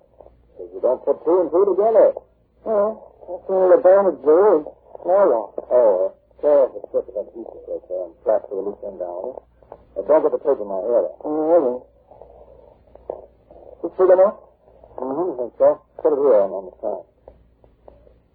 Oh, yeah. Huh, fine. How do I moment. Would you recognize me on the street? Recognize you? I'd never seen my life. All you can see is your eyes and your mouth, and some hair in back. Fine. Just the way I want. Why? One of these days, I'm going to get you a job as master of ceremonies on a cruise program. The best question after I know. Oh, gosh, do I have to be kept in the dark all the time like a mole? Relax. Relax. I'll explain everything. What time is it? 10 minutes to 8. Oh, good going, son. Thomas Adams was needed in front of that loft building in Church Street and 10th Avenue at 8 o'clock. You mean to say you're going to meet him with your head and face all bandaged up like that? Uh-huh. Tell him I was in a fight and got banged up. So what's the idea? I don't get it. Here it is in a nutshell. Adams, is working for a Nazi spy ring run by a man named Baron Trump. Trying to find out when those B-17 bombers are leaving for Italy and what route they're taking. Not much I know. All right. Now, Adams thinks we're willing to sell the information the spy ring needs, and he's agreed to take us to the big boss, Baron Trump. I still don't understand why you wanted your face and head bandaged. So I won't be recognized, Bertie. Both Trump and his henchman Transmit had seen you once before. Why didn't you say so? Why didn't you ask? Well, see, if all I do is ask, and all you keep saying is all I do is ask. Forget it. Now you know. You feel better? Sure. Good. Oh, excuse me, no way. We have to use fictitious names in case they ask us who we are. Mine will be Eddie Brown, and yours will be Jim Smith. Now remember that, will you? Brown and Smith. Okay. And let me do most of the talking. Uh-oh. 8 o'clock. Hey, we're late. Come on.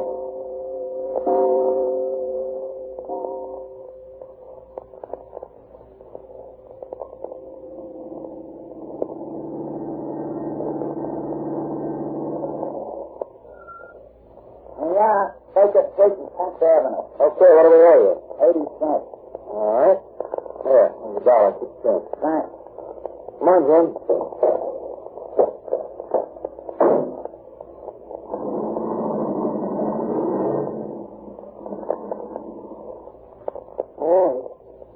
It's dark around here. Yeah.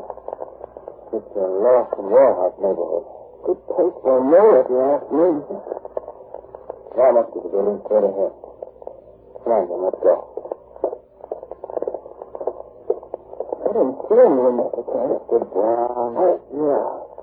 Into the line. 5 minutes late, I know, but... No. Thought I heard someone else. I heard it then. There's a man standing in the shadow of the loft door. Do you think it's Adams? Might be. Come on, let's see. Adams? Yeah. What had you? I ran into a little trouble. What do you mean? I ran into a fight. My head's all bandaged. No kidding. Yeah. Getting close, and I'm making it at all. What is it? I had a private car. No smoke in here. Holy smoke, you sure did get messed up. Everybody all right? Oh, me? Yeah, I'm fine. I didn't get in the fight. Let's go. The big boys ain't going to be here. One of the guys who works with is waiting downstairs. Come on. Watch the steps going down. Yeah. Officer. Okay, Mr. Corbett. I mean, follow me through the yard. Yeah, they're right behind you. I had a banner like that over at the front. Yeah. I'm sorry, Mr. Brown. You feel all right? Sure. That light you got helps a lot. Okay. Hold it here. All right. Now, before we go in, I want to get a couple of things straight. Sure. You guys say you know when them bombers are taking off to Italy and what route they're flying, right? That's right. There's a wing across for $2,000. Cash? You get cash. What's your name? My name's Eddie Brown. My pal's name is Jim Smith. That ain't your right name. Sure, yeah. No kidding. Okay, let it go. There's only one thing I gotta tell you. If this ain't on a level, you guys are trying to pull something. There are a couple of dead pigeons, understand? Yeah. Just don't forget it. That's all. What was that? A signal to open the door. Door? I don't see any door. Part of the stone wall. Here it comes.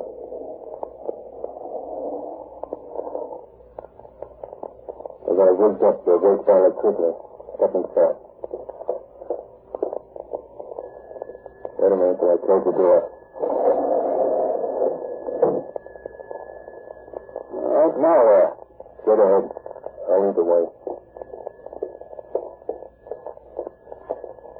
Why is it so dark down here? These guys don't like too much light. Like a coal mine. Okay. Here we are. And another door? Yep. This one's steel. We'll open in a second. Come in, gentlemen. Come in. Go ahead. Close the door, Adam. Sit down, please. What kept you so long? This guy got into a fight. I pierced the bandages on his head and face. Oh, nothing serious. Just stand up a little. Sorry to hear that. Sit down. Thank you. So, you have come to talk over a little business proposition, is that it? That's it. You would like to show me some important information, eh? Yeah. For a price? Of course, for a price. Provided the information is authentic. Of course, Corbett. You can be scared out. Very well. Then let us discuss it. Leaning forward, his small two-button eyes gleaming, one clansman at the down pages rubbed his fat hands together. For a brief moment, Kent glances around the room, wondering what has become of Baron Crump. And as luck would have it, his X-ray vision fails to pass over the one panel behind which the Baron is watching and listening. In just a minute, we'll return for the full climax to this episode. But first, John wants to name some of the exciting prizes that come with the swellest breakfast you can eat. Go ahead, John. Remember what I told you a while back about the P47 Thunderbird being one of the Peril models you can get in the Kellogg's pet packages? Well, that's just one of many prizes, because there are 20 different models you can get. A German Avenger, a Martin Marauder, a Curtis Commander, and lots of others. But that's only part of the story. In other pet packages, you get a hot iron transfer instead of the Peril model. A transfer of one of the U.S. Air Force combat insignia. And in every single pet package, you get lots of one of the crispiest, most delicious breakfast cereals you ever sat down to. Soon be sure your mother gets you a package of crisp, delicious Pet tomorrow. See which prize you found inside the package. And remember the name Pet. P-E-P. Pet is made by Kellogg's in Battle Creek. And now, back to our story. Our scene is the same. The well-guarded basement hideout of Baron Crump and his Nazi spy ring. Several times makes one of the Baron's stations, repeatedly rotating units, while the Baron himself listens and watches from behind a secret wall panel he takes with a peephole. Transmitter speaking. It is my understanding that you have information concerning the time of departure and arrival of the last flight of American bombers shortly to leave this country for Italy. Am I correct? Yeah, you're correct. And you are willing to sell this information for the sum of $2,000? In cash? Naturally. How else should we pay you? I just wanted to make sure. Why do you want this information? That is none of your business. You are selling, we are buying. But we do with it, it's our affair. Sure. I just thought maybe we'd cut the price down or give you the information for nothing. The fact. If you're working for the Third Reich, if you're Nazi, what makes you think they are Nazis? And sure, you are. And you do not approve? Why not? You do some good to get a guy like Hitler over here. And do you feel the same way? Me? Yes, you. Feel what way? Would you like to see Hitler become supreme ruler of the world? Hitler? There's only one way I'd like to see Hitler. Sure. For a moment, a hushed silence settled over the basement hideout. As Jimmy, forgetting himself in the role he was supposed to be playing, took his true feeling into words. Kent turned pale behind his concealing bandages. Saw the clansman sitting in his chair. Behind the wall panel where he had heard and seen everything, Baron Crump reaches inside his jacket He removed a small pearl-handled revolver from his holster. Just what happened. As Jimmy, in a burst of patriotic feeling, ruined Clark Kent's carefully laid plans to work his way into the Nazi spy-ring, there's trouble ahead. Trouble that may test even the mettle of Superman. So don't miss tomorrow's action-packed episode. Tune in, same time, same station, and follow The Adventures of Superman. Brought to you Monday through Friday by the makers of that super delicious cereal, Kellogg's Pep. Faster than a speeding bullet. More powerful than a locomotive. Able to leap tall buildings at a single bound. Look, up in the sky.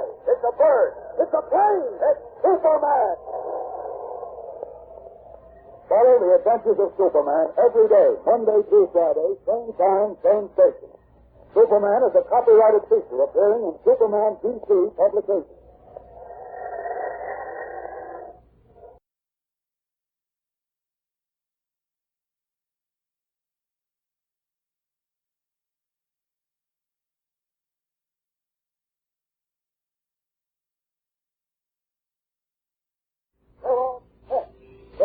Delicious. No, they are tears of Superman. And a shooting bullet. More powerful than a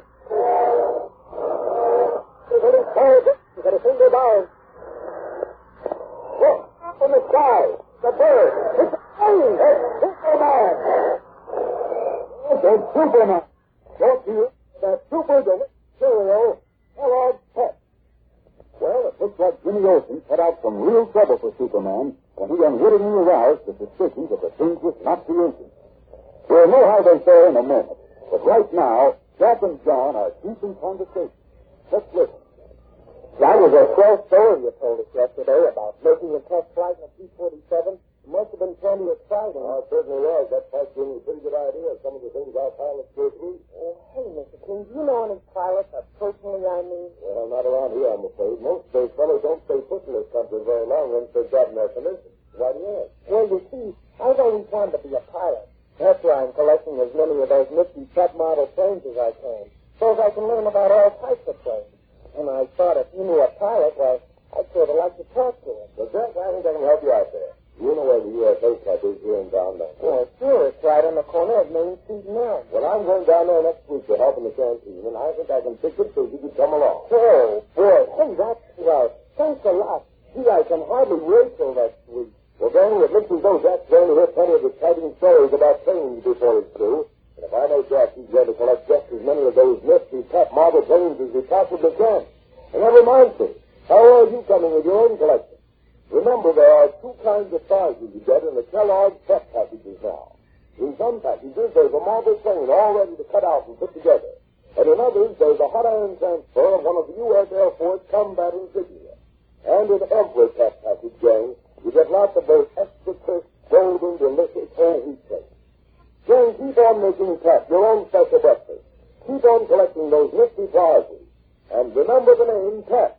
P-E-P. Pep is made by Kellogg's in Battlefleet. And now, The Adventures of Superman. In an effort to determine the nature of a new secret German weapon, deadlier than anything yet to come out of this war, young Jimmy Olsen and Superman and his guide, Clark Kent, are posing as Nazi sympathizers. Yesterday, as you remember, they were taken to the basement hideout of a spy ring by a man named Adam, an American traitor in the employ of the Nazis.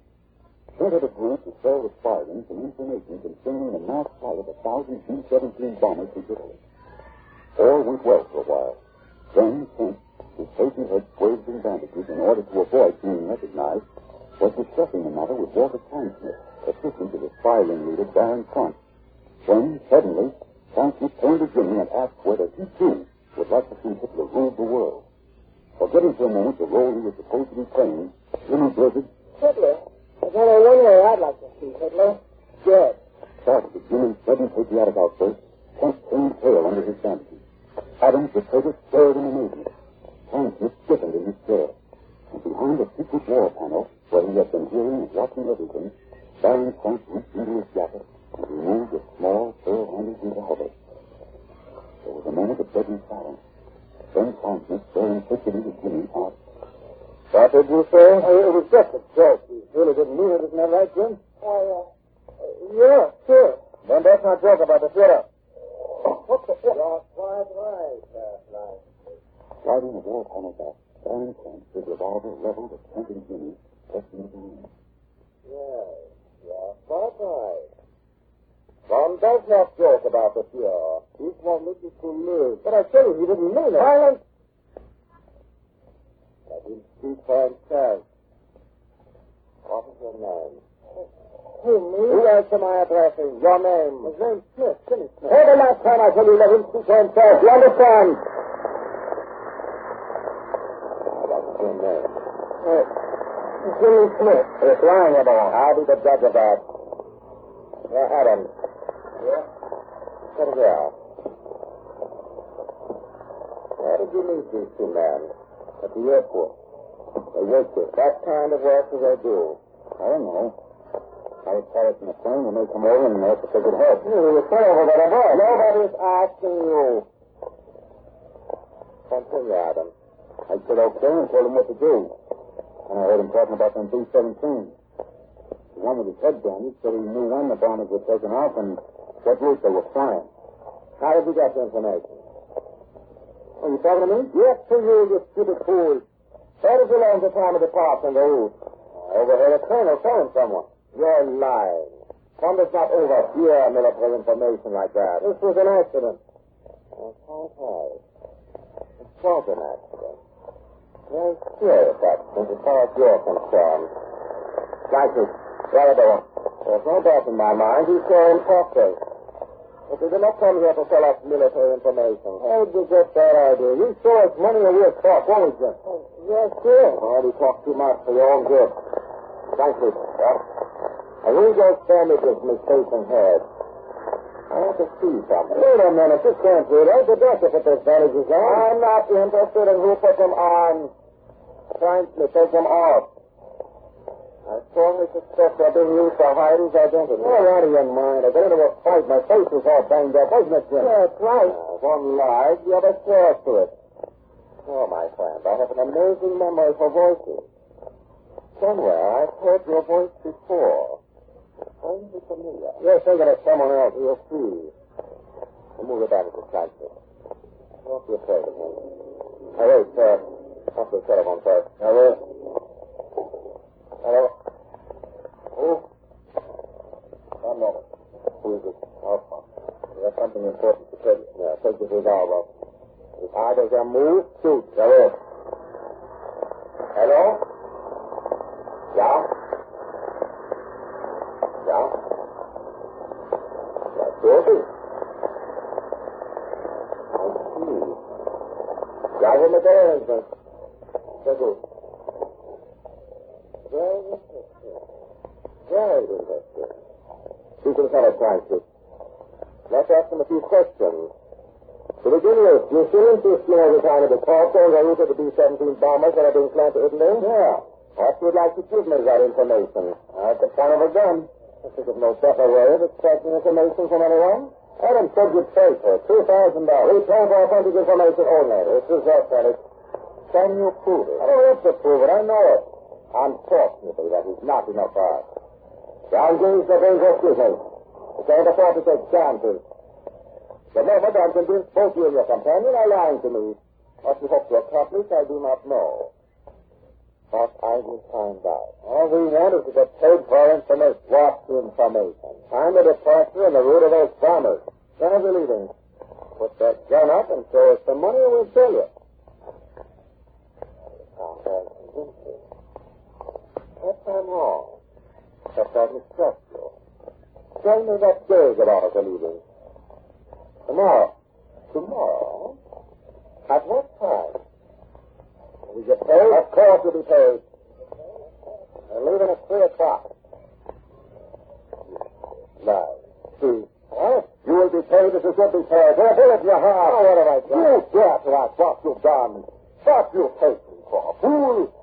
You think I've been attracted with this job because I've no brains in my head? I don't know what you're talking about. I'll tell you what I'm talking about.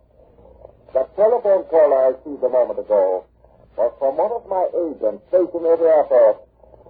It may interest you to know that the 1,000 B-17 bombers flying to Italy took off 10 minutes ago. Now, what does this say? I don't believe it. Either you believe it or not, it is not important. The thing that proves that you are impostors. You came here not to sell us military information, but as another purpose. I can determine that purpose very shortly. Right now, there's work to be done. Give me those out of country. Rado. Yes, Congressman. I'll prepare a short-wave radio transmitter behind the fourth panel on that wall. Set the molding halfway down. I'm about to witness a very interesting thing, you two. Something no alien eyes have ever witnessed. Unfortunately, you'll never be able to account what you've seen. What's right, this? The transmitter is on and off. Now, listen carefully. In toll free on 16 meters, try and make contact with the submarine we have lying in wait for those American bombers. Once you make contact, I'll give you the message. So 16 meters? Yeah. Code identification word is on switch. Go ahead. The squad went momentarily helpless. He and Jimmy are forced to sit by as shortwave radio contact is made with a German U-boat at sea. A U-boat lying in wait for the armada of unarmed flying fortresses. In just a minute, we'll return to see what happened. But first, John wants to tell us about a special treat that's always available. Go ahead, John. You know, young lady, some of the things you and I have found out are rancid these days. But there's one special treat that isn't rancid. Golden, delicious, Kellogg's Pep. And believe me, that's something every one of us is mighty grateful for. Because those thick, crunchy, whole wheat cakes are such doggone good eating that it doesn't seem as though we could get along without them. During be sure your mother gets you a package of 12 tasting Pep when she goes to the store tomorrow. See which prize you find inside the package. The marble plane or the hot iron transfer of one of the U.S. Air Force combat insignia. And remember the name Pep. P-E-P. Pep is made by Kellogg's in Battle Creek. Now, back to our story. A huge thing. The basement hideout of the Nazi spy ring led by Baron Clark.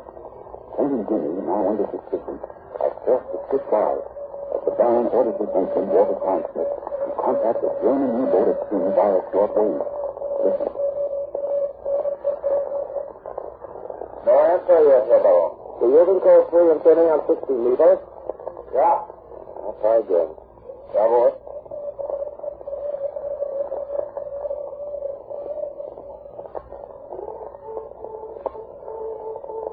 To answer. You have to make contact. Turn to stand by for an important message. Bravo.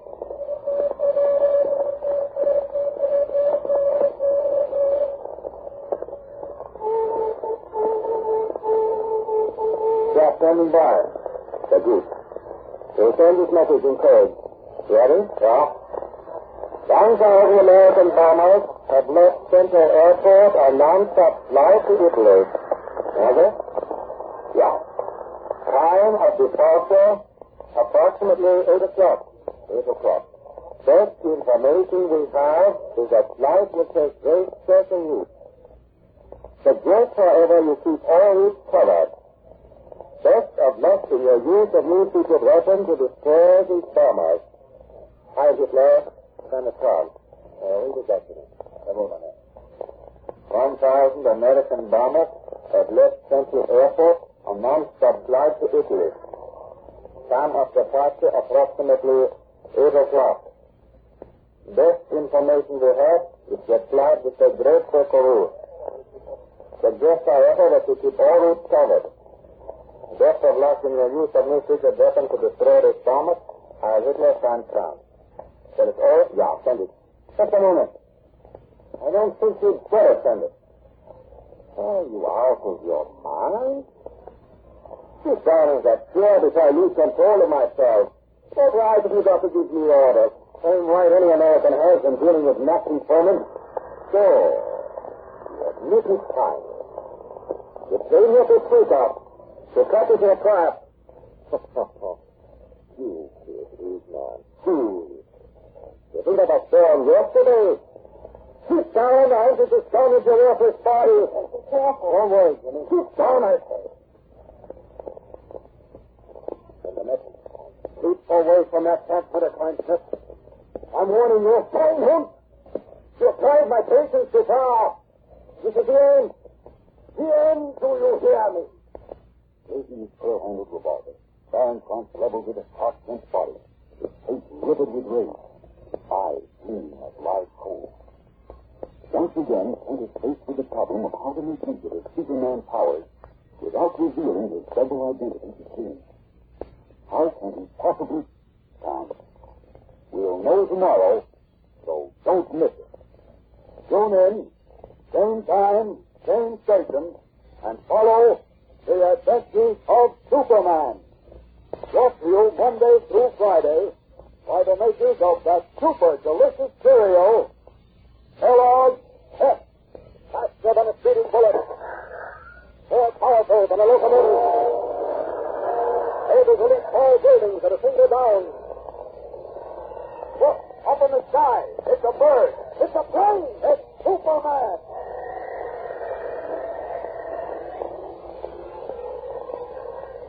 Follow the adventures of Superman every day, Monday through Friday, same time, same station.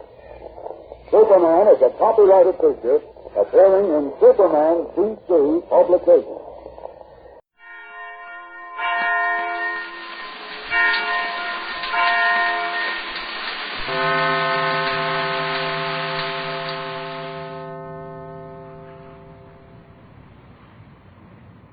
Kellogg's Pep, the build-up wheat cereal, invite you to rocket into the future with Corbett, Space Cadet. Stand by to raise ship. Blast off. -5, 4, 3, 2, 1, 0.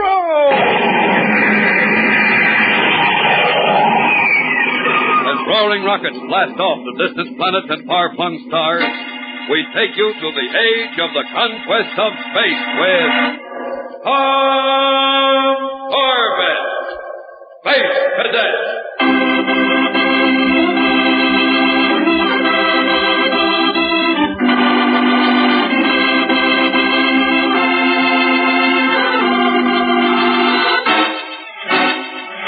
The big, sprawling administration building at Luna Base is the nerve center of one of the busiest ports in the entire solar system. For here, great spaceships from Earth and the far-flung planets of the system are constantly arriving and departing.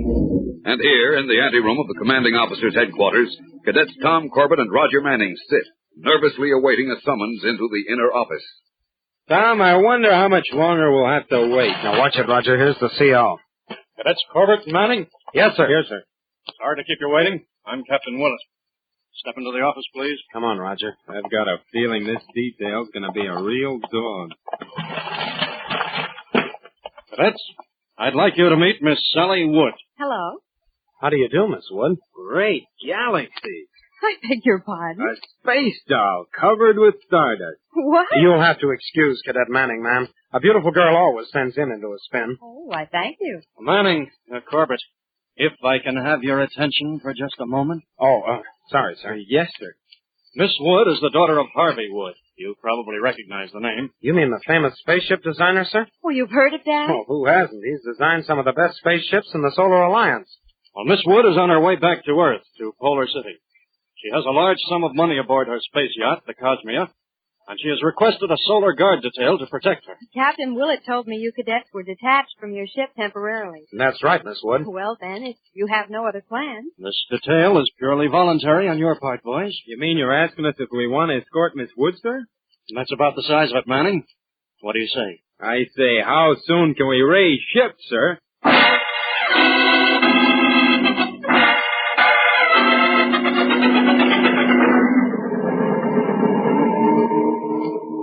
Say, that's a beautiful bracelet you're wearing, Sally.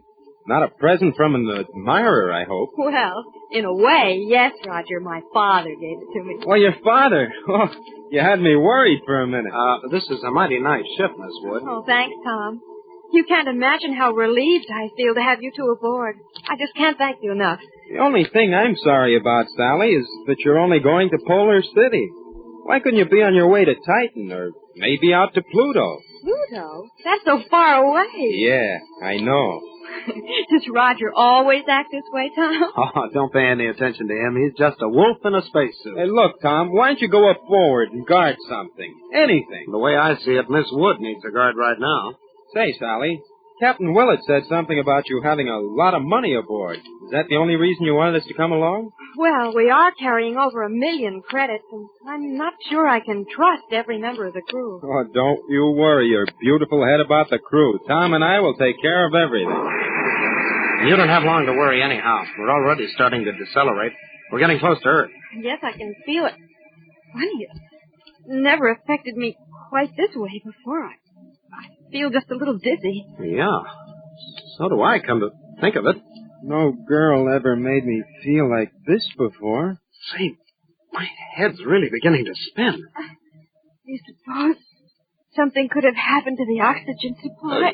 Roger, we better check the gauges. I can't, Tom. I can't seem to move. Neither can I, Roger. Tom, get up. Don't blank out now. Tom, you've got it.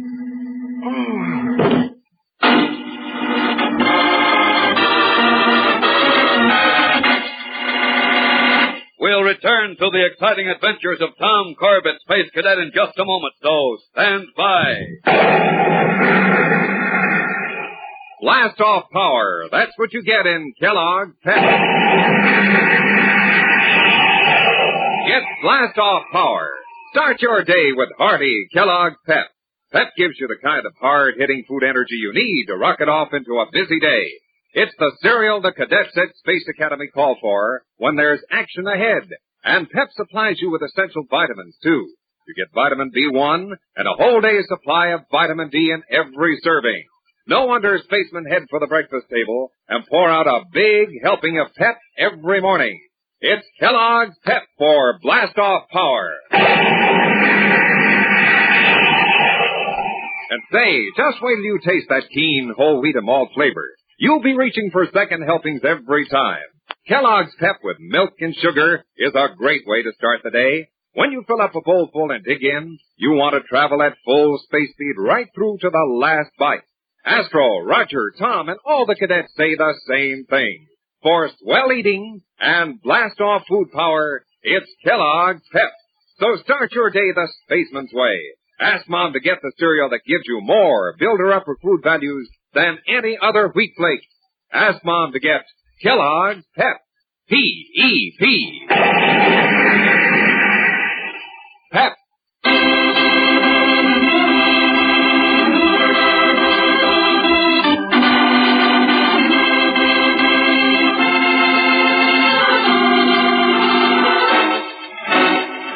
Volunteering to serve as an escort for Miss Sally Wood, the pretty daughter of Harvey Wood, a noted spaceship designer, Tom and Roger blasted toward Earth in the space yacht Cosmia, carrying over 1 million credits. Nearing Earth, however, the two cadets and Sally suddenly began to feel dizzy, and one after the other collapsed to the deck, unconscious. Now, several hours later, Tom slowly begins to waken. He looks around, groggily, then sits bolt upright. Seeing Roger lying next to him, he begins to shake his friend violently. Come on, Roger. Snap out of it. Oh, my head. Wake up, will you? Huh? Hey, where are we, Tom? I don't know. I just came to myself. Say, we're not on the ship anymore. We're in a room. Looks like a hotel room. Well, there's a window. I'll have a look. Well? Roger, we're in Polar City. How in blazes did we get here? And say, where's Sally? I don't know. I don't remember a thing after we started to decelerate, except we all started to get dizzy. Wait a minute. There's a facsimile paper over there in that teleceiver. Maybe we can find out what day it is, at least. Good idea. Great jumping Jupiter. What is it, Tom? Oh, listen to this bulletin. Space yacht Cosmia, out of Luna Base, crashed near here this morning. Crashed? Yeah. According to Polar City Spaceport Traffic Control, the Cosmia reported that it was entering atmosphere and preparing for a routine landing. The space yacht failed to report again, and nothing was heard until an hour later, when the wreckage was found on the outskirts of Polar City. Investigators found all controls on automatic. Several crew members have already been identified. Still unaccounted for are Miss Sally Wood and cadets Tom Corbett and Roger Manning. Wait, Tom. Another bulletin's coming through on the teleceiver. Yeah, maybe more about the crack-up. Read it. Special extra. Space Cadets Tom, Corbett, and Roger Manning were reported seen in Polar City a short time after the crash of the space yacht Cosmia. The authorities believe that the space yacht may have been crashed deliberately to cover the theft of 1 million credits the ship was carrying. All law enforcement agencies are alerted to apprehend these fugitives at all costs. But that's crazy. They've blown their jet. They sure have. We can prove we didn't have anything to do with that crash. Oh, where's the audio phone? We've got to call the Solar Guard headquarters. Hey. What's the matter, Tom? What are you staring at? Roger, look over there in that corner. Huh? By all the moons of Jupiter. Stolen credits. They've been planted right here in this room.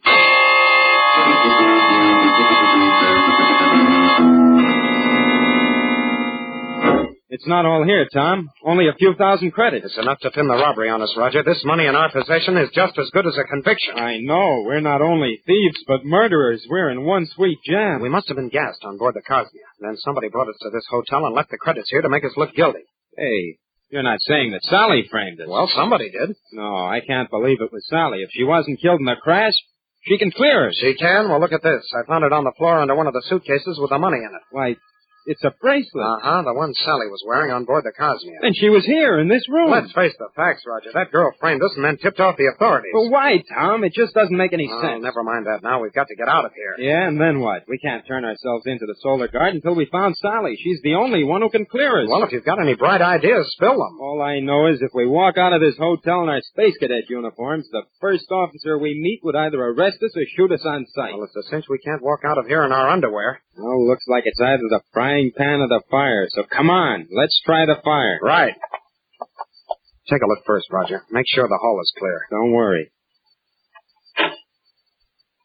Well? Yeah, it's okay. Hey, get back, quick. What's the matter? The police? No, a break finally. What are you talking about? Look what's coming down the hall. The hotel valet, and he's pulling a rack of clothes with him. Jumping Jupiter. There are at least 4 suits hanging on it. What color do you prefer, Tom? Oh, I don't care. I'd wear orange with purple stripes to get out of this. You'll be wearing stripes if we don't get out of this, Buster. Quiet now. He's going to pass right outside the door. How are you going to work this? I have long arms, pal. Just watch.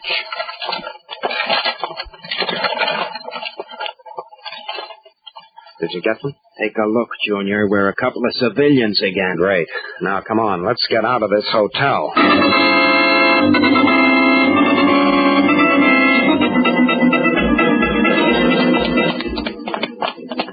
Well, we made it. Yeah.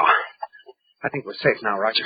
We can relax for a minute. Well, where can we go, though? They'll be looking for us all over the city. We've got to take time out and make some plans. Tom, I hate to bring this up right now, but I'm so blasted hungry I can't think straight. Yeah, me too. Well, come on. There's an auto restaurant on the corner. Let's go in and eat. I guess we'll be as safe in there as any place else. Hey, wait a minute. I just remembered. We haven't any money. No? What do you call this? Hey, where did you get all those credits? I picked up a handful when we left the hotel room. Did you think we could run all over Polar City with our pockets empty? But those credits don't belong to us. So we borrowed them. We'll make it up from our pay if we ever get reinstated. Well, that's a big if. But I guess we haven't any choice. Now you're talking. Come on, let's put on the feedback.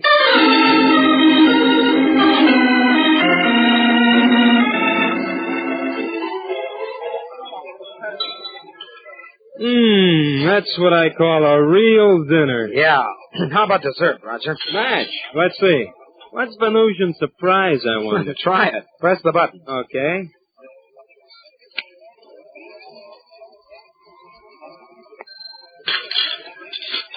Oh, how do you like that? Rice pudding, some surprise. Stop kicking and dig in. We've got to get rolling. Yeah, where? I don't know, but we've got to figure out some way to pull ourselves out of this mess. We can't duck the Solar Guard forever. If we could only get hold of Captain Strong, he'd believe our story. He couldn't do much for us unless we can find out how we were framed and why. Yeah, I guess you're right. I beg your pardon, gentlemen. Huh?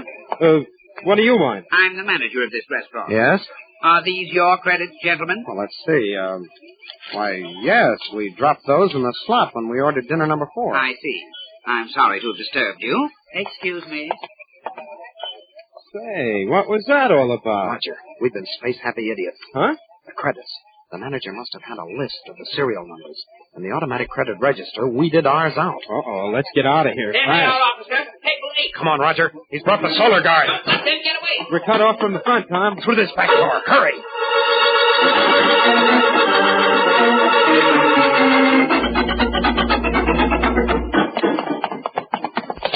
This street's clear, Roger. Thank Jupiter. I was about ready to give up. Well, this settles it. We've got to get out of Polar City. Good idea. But how? We'll work our way over to the spaceport. Maybe we can stow away on a southbound jet. Okay, Tom, it's worth a try. If we stay here, we'll get the work.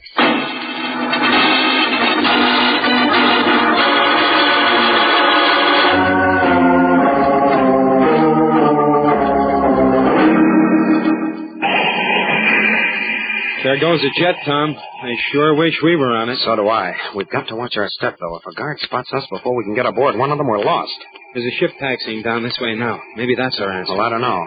It's a small private job. I'd rather take a chance on a big passenger liner. Personally, I'll settle for anything at this point. Well, okay. It's moving to the takeoff line. Now watch for a chance. Tom, look who's sitting next to the pilot of that ship. Great galaxy. Am I seeing things? It's Sally Wood. There's our answer, Roger. She framed us. Then she's going to do an about face and clear us. Come on, let's get on that ship before it takes off.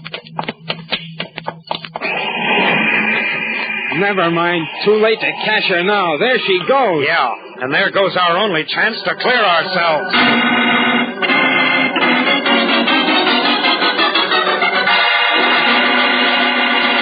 We'll return to the exciting adventures of Tom Corbett, Space Cadet, in just a moment, so stand by. Spaceman, Kellogg's Pep, the cereal that brings you these exciting Space Cadet adventures, now gives you a chance to collect detailed picture cutouts of your favorite Space Cadets. Right now at your grocery store, each and every regular-sized package of Kellogg's Pep has a special Space Cadet picture cutout right on the back of the package. All you have to do is cut it out and set it up in your own Space Cadet setting.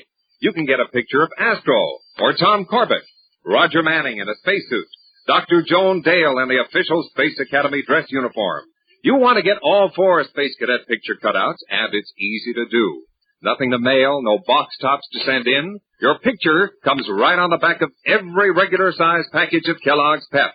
And that's not all. Right inside that package of Kellogg's Pep, you're going to find the best-tasting wheat cereal you ever rustled into your cereal bowl. Just heat those golden flakes up high. Cover them over with milk and sugar. Man, when you taste a spoonful of that delicious whole wheat and malt flavor, you'll call for second helpings right on the spot. So don't forget, ask Mom to get Kellogg's Pep as soon as you can. For a swell build-up cereal with Space Cadet picture cutouts on the back of every package, it's Kellogg's Pep. P-E-P. Pep.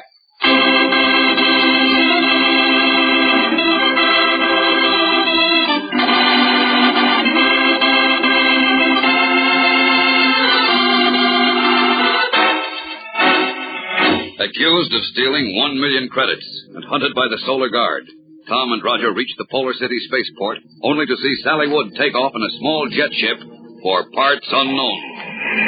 With Sally goes all their hope of being cleared of larceny and murder. Well, she's gone, Tom, and we're sunk. Blasted, I'd give anything to catch up with that girl. No chance of that now. Hey, there is, Roger. What are you pointing at? Look, there in the next hangar. A Solar Guard jet. The fastest ship in the air. We could overhaul Sally's jet even with the start she's got. Steady your gyros, Tom. We can't steal a Solar Guard jet. They'd shoot us down before we got to the takeoff line. Why? We know the recognition signals. And there's no one guarding the ship right now. Say, we might get away with it at that. We've got to.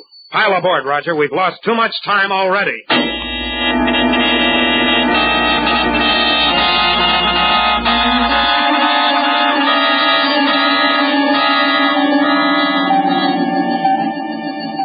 Can't you get any more speed out of this crate, Tom? She's wide open, Roger. Did you track them on the radar yet? We're picking up something.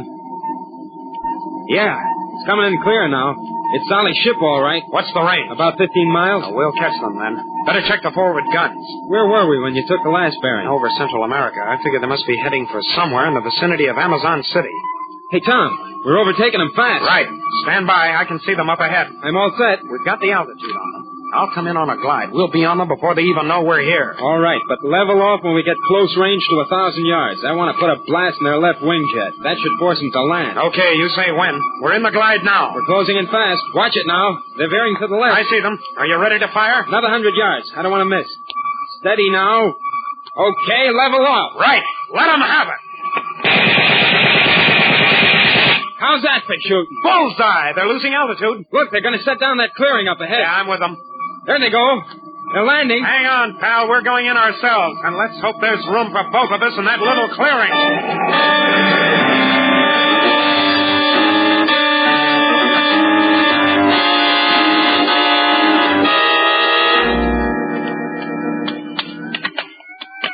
Nice landing, Tom. Now, let's nail them. Look, Roger. Those two men from Sally's jets.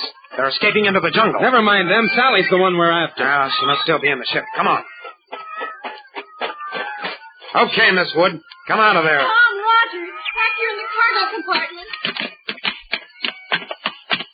There she is, Roger. Hey, she's all tied up. I'm so glad you found me. I hoped and prayed you'd realize what happened when I left my bracelet in your room. We realized what happened. You tried to frame us. No, never. I wanted you to know I was still alive, that I hadn't been killed in the crash. What? Boy, when you make up stories, they're pips. You've got to believe me. Those two men, they kidnapped me. They were holding me as a hostage.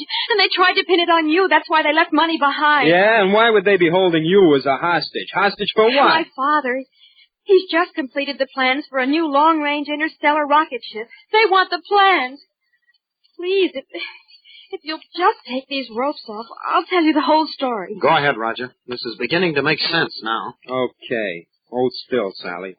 Thank you. But keep talking. Start from the beginning. Well, there isn't much to tell. I didn't ask for an escort just for the money. That wasn't important. 1,000,000 credits? The plans I carried were worth 100 times as much, Roger. As a matter of fact, those two men left the money behind. See it there in the back of the compartment. Hey, what do you know? We're rich again. But what about the plans? They have them. Oh, why would you be carrying important plans? My father knew these men were after them. He hoped to throw them off the track by having me take them to Earth. And those two space crawlers found out. Yes, somehow. They drugged our food on the Cosmia, landed the ship, took us off, then set the automatic controls for blast-off again. Of course it crashed. Then they took us to the hotel to frame us. That's right. I came to while we were there. That's when I left the bracelet. I heard them talking by audio tele with their leader, a man named Wayne Anders. He has a huge estate not far from Amazon City. That's where they were taking me. Why? If they got the plans, they didn't... Anders wanted to hold me to force my father to give him more information. Well, what about us, Sally? We're still wanted for murder, you know. Well, I'll go back to Polar City with you right now. Please don't worry. When I tell my story, you'll be completely clear. Say, Roger, I've been thinking. If we take off for Polar City now, we'll be giving those men the time they need to get away with those plans. Yeah, and since we're already down here... boys, if we could only get those papers back. You can count on us, Sally. Oh, wait a minute, though. Just in case anything should happen to us, don't you think you'd better get in touch with your commanding officer at Space Academy and tell him everything? She's right, Roger. Let's get back to our jet and pipe this information through to Captain Strong. Okay, we'll send it in code, just to make sure Anders and his men don't tumble to our plan. Good idea. As long as we're still considered fugitives, we can move in as undercover agents. Fine. Now, Sally, where did we leave off? What? Oh, yeah, I remember. I was just starting to tell you about what a sweet little doll you are. Your hair is like moonlight. Your eyes are like stars.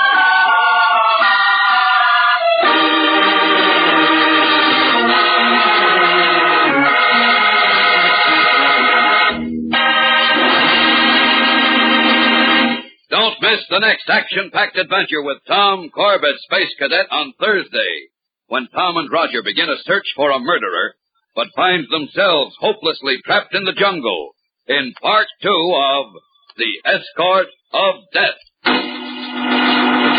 Tune in, same time, same station for the next thrilling interplanetary adventure with Tom Corbett, Space Cadet. Brought to you by Kellogg's Pep, the build-up wheat cereal.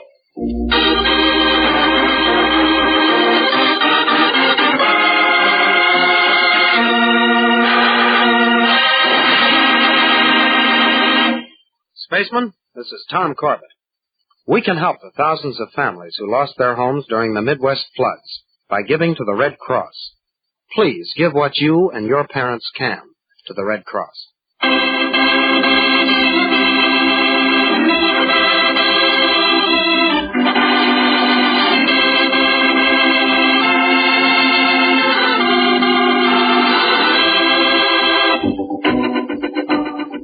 Tom Corbett, Space Cadet, starring Frankie Thomas, can also be seen on television and appears in the comic sections of many of America's leading newspapers. Look for it daily and in weekend editions. Featured in the cast were Jan Merlin, Rosemary Rice, and Frank Butler. Today's program was written by Gilbert Braun and directed by Drex Hines. Jackson Begg speaking. Kellogg's Raisin Bran has a secret. Kellogg's Raisin Bran has a secret. And what a secret. In Kellogg's Raisin Bran, the tasty raisins are dipped in honeycomb. That means plumper, more tender raisins along with delicious golden crisp bran flakes. Both fruit and cereal all in one box. And no other raisin bran but Kellogg's gives you the tender goodness of raisins dipped in honeycomb. That's Kellogg's secret. So for your breakfast, make sure you get Kellogg's, because Kellogg's Raisin Bran has a secret. This program came from New York.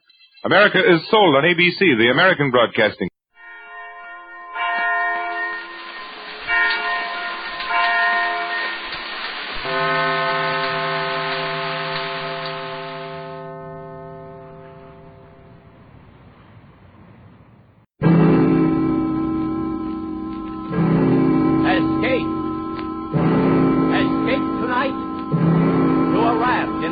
Pacific.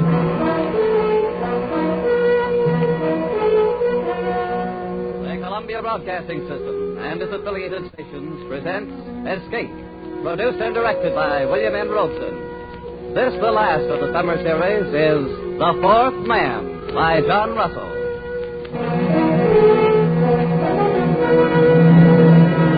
Noumea in the South Pacific.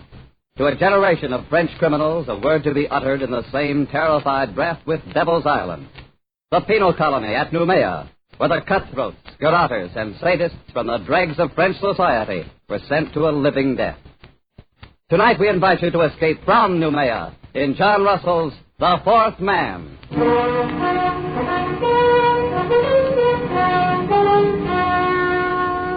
The raft stood to open sea. A mat of pandanus leaves served for its sail, and a paddle of wood for its helm. It was woven of reeds and bamboo sticks lashed upon triple rows of bladders, and it carried 4 men.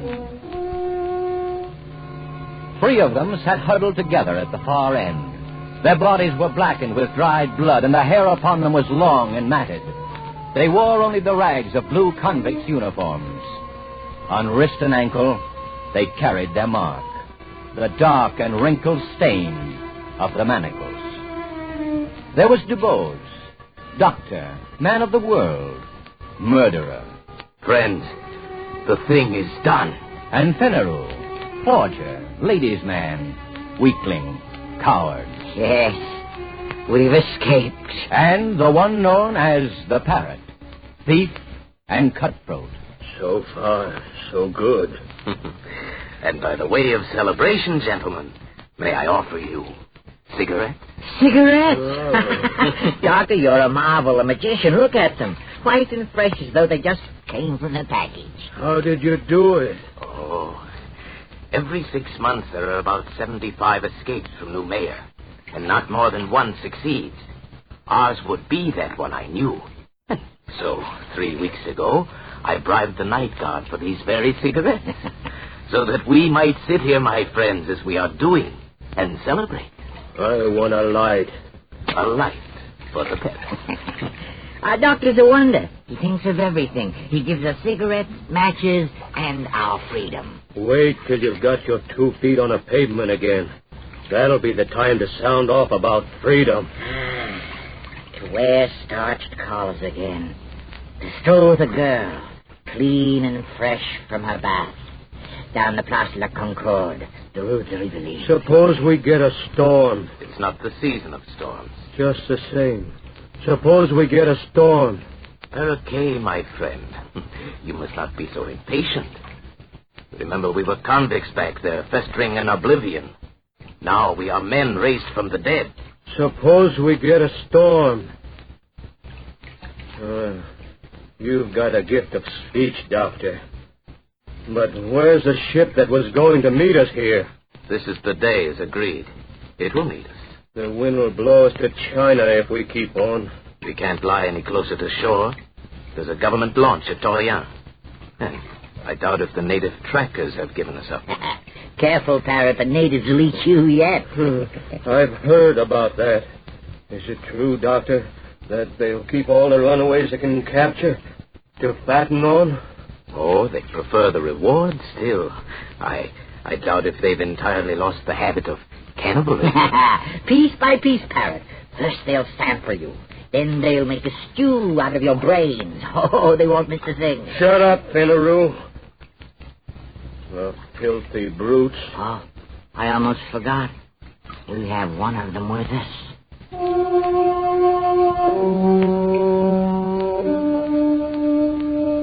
The fourth man was steering the raft. He sat crouched in the stern, his body glistening with spray. His huge dark hands held the steering paddle. He was motionless, like an idol, his eyes fixed on the course ahead. The fourth man on the raft. You are looking at a Canuck, my friend. You will see nothing superior. No line of beauty to redeem the low angle of the forehead, the knobby joints of the body. Nature has stamped him with the mark of inferiority, and he has set the final seal himself with that twist of bark about his middle, that prong of pig ivory through his nose. Yes, but nonetheless, he's a man, and there is a price on our heads. He could be taken as where he likes. Calm yourself, Finaroo. This is a very simple animal, an infant, really. Does that mean he couldn't double-cross us? It does. He is bound by his duty. I made my bargain with his chief up the river, and this one is sent to deliver us on board our ship.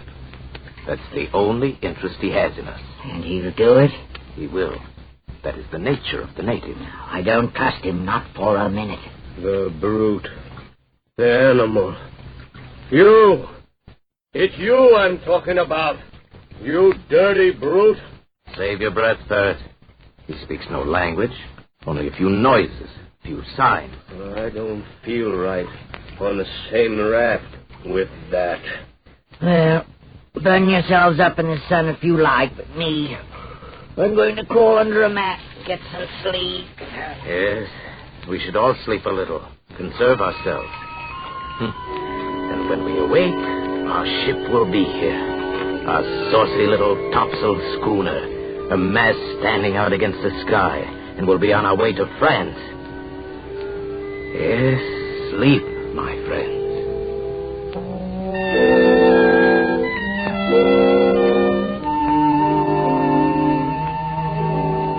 The two younger convicts dozed under the heat of the day, but not the doctor. He stood once again to sweep the skyline under his shaded hand. His plan had been so careful, so precise. He had counted absolutely on meeting the ship, a small schooner, one of those flitting, half-piratical traders of the Copra Islands that can be hired, like cabs in a dark street, for any sinister enterprise. And there was no ship. And there was no crossroads where one might sit and wait.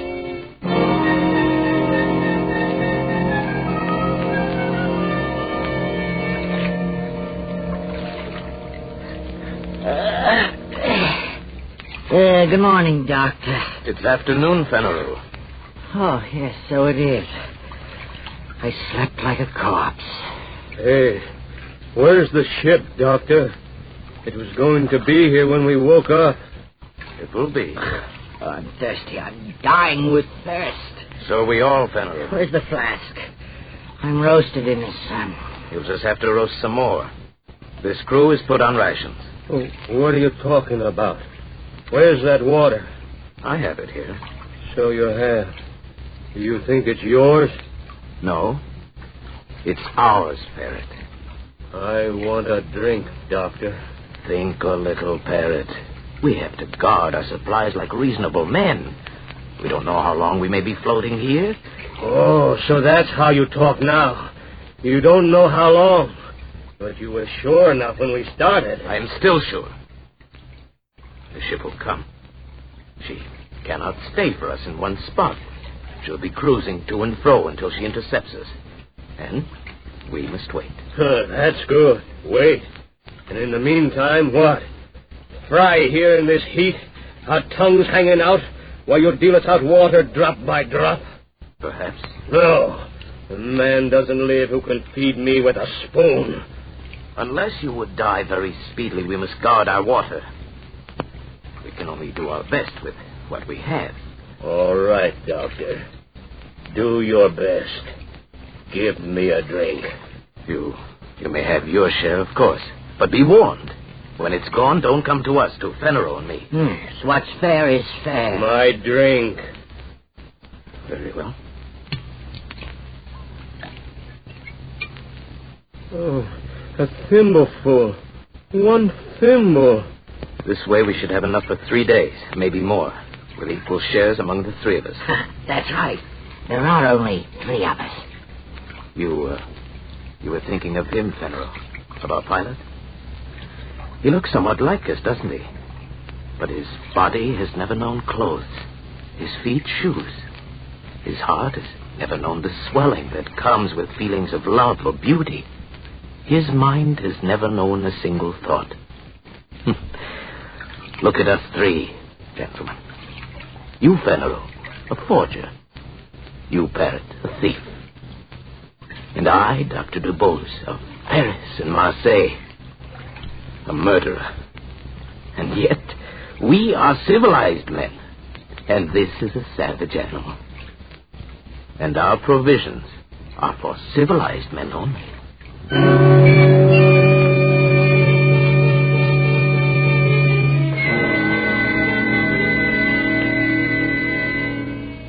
The 3 men awoke to the second day on the raft. They looked and saw the far round horizon and the empty desert of the sea and their own long shadows that slipped slowly before them over its smooth, slow heaving. The land had sunk away from them in the night. The trap had been sprung.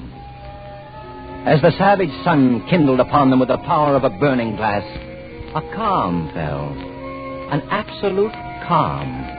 The air hung, waited. The sea heaved and fell in polished undulations, and the sun shone, driving in under their eyelids like white-hot splinters.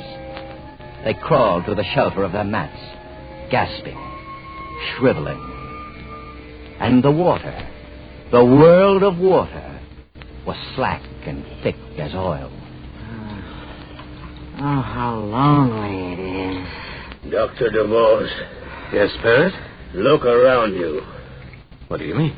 Go on, look around. What do you see? I see water, Parrot, and the horizon. Nothing else. Oh, don't you see a ship? A saucy little schooner? Those were your words. Well, where is it? Why don't you see it? It will come. Will it comfort us to be dead when it comes? You say that you count on your friends, but suppose they leave you to rot here. Leave Parrot and me to rot here. That would be a joke, eh, Doctor? To wait for a ship that will never come? It will come. My friends will not fail me. Why? How do you know? How can you be so sure? There's a safety vault in Paris, full of papers to be opened at my death. Those papers contain confessions. Now, gentlemen, my friends will not fail me. Parrot. A moment ago, you asked me what I saw. Well? There was something I neglected. What's that? I see a Canuck on this raft with us. He does not join us. He does not look at us. He sits on his heels in the way of the native, with his arms hugging his knees. He sits at the stern, motionless under the shattering sun, gazing out into vacancy. Whenever I raise my eyes, I see nothing else. Only this Canuck. He seems to be enjoying himself quite well. I was thinking so myself. A cannibal. A savage. He does not seem to suffer. What's going on in his brain? What does he dream of there? Looks as though he hates us. A dirty rat. Maybe he's waiting for us to die. Maybe he's waiting for the reward. At least he wouldn't starve on the way home. He could deliver us piece by piece. How does he do it, Doctor? Hasn't he any feeling? I've been wondering. It may be that his fibers are tougher. His nerves. But we've had water, and he hasn't. And yet, see his skin. It's moist and fresh. And his belly, fat as a football. Don't tell me this savage is thirsty. Is there any way he could steal our supplies? Certainly not. Suppose he has his own supplies. Hidden. What? We'll see. Search the rack. Come on, we learn his secret. There, look under the mat. Tear it apart. I'll push him aside. Anything there? No. Gentlemen. You were mistaken. He has nothing hidden. You're wrong about him, Doctor. You say he has no understanding. There's one thing he can understand. Pain! Peril, not so much. That's it now. There, come. That'll teach you. Not so chipper now, are you? Not so happy with your luck. That'll make you feel... Well, Peril, you feel better now, don't you? Superior. Come back, my friends. Come back under the mats.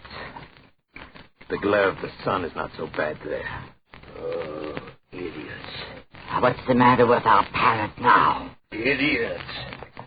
Why do we look and look? The schooner can't help us now. If we're becalmed, then they are too. Doctor, is that true? Yes. We must hope for a breeze first. Well, then why didn't you tell us we trust you? Why do you keep on playing out the farce? You are wise, Doctor.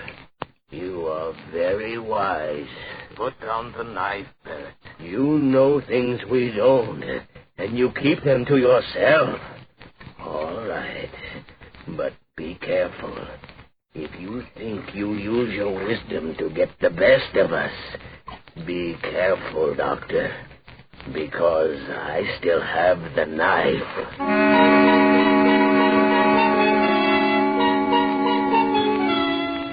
And so the days dragged by, the second, the third, and now it was the fourth day, and still there was no breeze, and still there was no ship.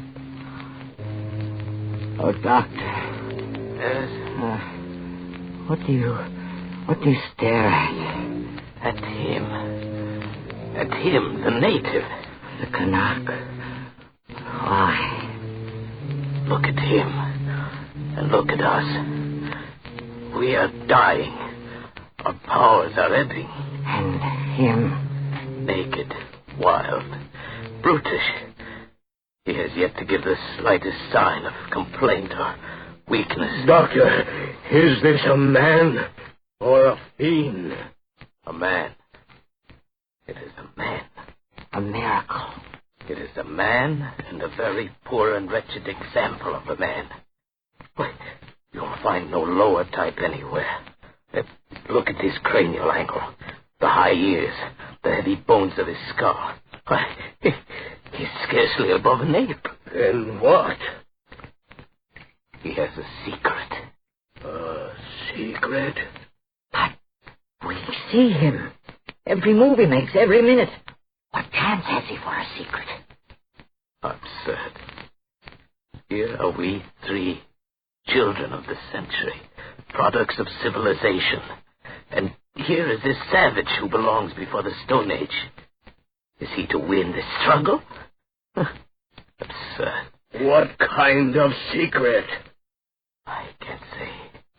Perhaps some method of breathing, some strange posture he uses to cheat the sensations of the body.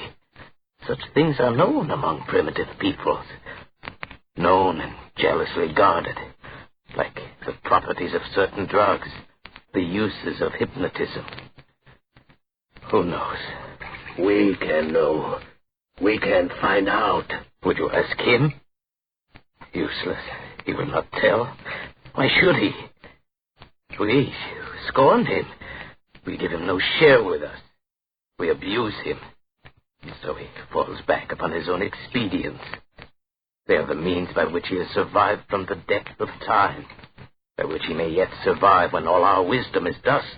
There are a number of ways of learning secrets. I know them all. It would be useless. How could he stand any torture you might invent? You saw how he behaved before? No, that's not the way. Oh, listen to my way. I'm tired of all this talk. You say he's a man. All right, then he has blood in his veins. At least we could drink. No, it would be too hot. It would be salt. Well, kill him then and throw him over the side. Let's be rid of the thing. We gain nothing. Then what do you want? I want to beat him. That's what I want. To beat him at the game. For our own sakes, for our racial pride, we must. To outblast him. To prove ourselves his masters. Watch him. Watch him closely, my friend. Watch? I'll watch, all right, my good doctor. I'm not sleeping anymore, and leave you alone with that bottle. The bottle. The bottle. I've been meaning to discuss our rations with you. Have you? We're running very short. I'm afraid we must cut down again. And what are we cut to? Half a thimbleful. No. We must keep our wits. I say no. All right. Then we'll put it to a vote. You say no. I say yes. Peril. Yes, anything, but give me mine now. Then it's half a thimbleful. For Monsieur Peril. Your share, Peril. More, I'll die. Give me more. No more today. You must. Doctor. No more today. Look, a ship. Oh, at last. Where is it? I don't see any ship. It's a trick. Look, Peril. He has the bottle. You dirty thief. Look at him. You killed him with that oar. What about the bottle? Yes, there's some left. You caught him just in time. And you caught the bottle just in time. It seems I did. And there is no ship. There will be no ship. We are done. Because of you and your dirty promises that brought us here. Doctor. Liar. Fool. Don't come any closer. Unless you want this flask broken over your head. No. Oh, I wouldn't want that. Why, just think, Parrot. Why should you and I fight? We can see this trouble through and win yet. This calm can't last forever. Besides, there will be only two of us to divide the water now. Yes, that's true, isn't it? Peril kindly leaves us his share, an inheritance. All right. I'll take mine now. My share. Right now, if you please. Later, we'll see. So be it. Your share. Many thanks. And now, Peril's share. To me, please. As you say. And now, another good doctor. 3. That's enough, Parrot. No, doctor. It's not enough. Now I'll take the rest. Parrot, stop my arm. I'll kill you if you don't let go. Thank you. You see, I have manners, haven't I? And I have wisdom, too, because I fooled a very wise man. I toast you, Doctor. The best man wins. That was a bright idea of yours. The best...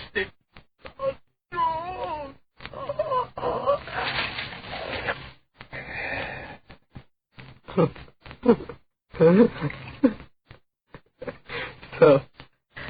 the best man wins, eh, Parrot?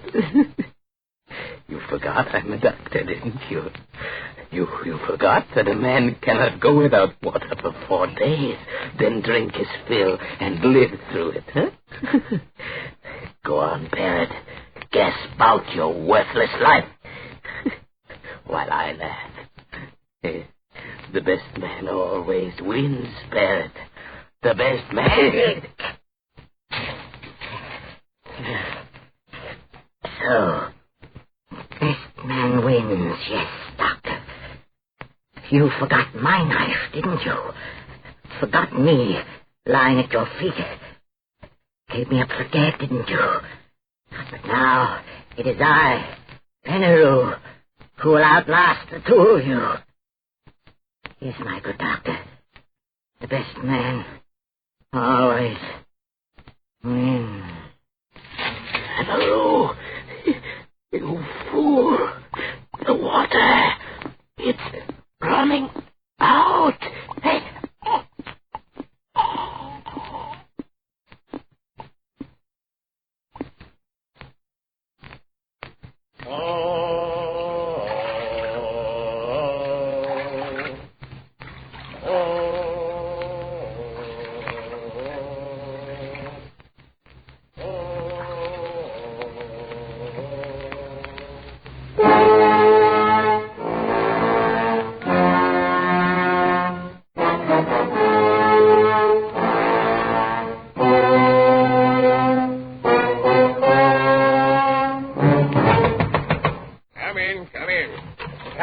Longboat's back, sir. All right, send Marteau in. He's right here, sir.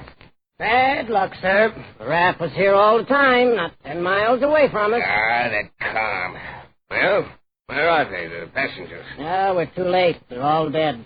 All dead, huh? Yes, one stabbed to death, another skull crushed, the other fried by the sun. They're all dead. Well, then, all the better. Of course, there's nothing to feed. Yeah, but how are you going to... Hogsheads, my friend. The hogsheads in the afterhold. Fill them nicely with brine, and there we are. I don't understand. Oh, you're dull, Marteau, very dull. The gentleman's passages are all paid. Before we left Sydney, I contracted to bring back 3 escaped convicts. I'll bring them back, pickled. So if you'll go back, Marteau, and bring them aboard for the trip, I'll be much obliged. Very well, sir. Oh, there's a 4th man on the raft, Captain. A Canuck.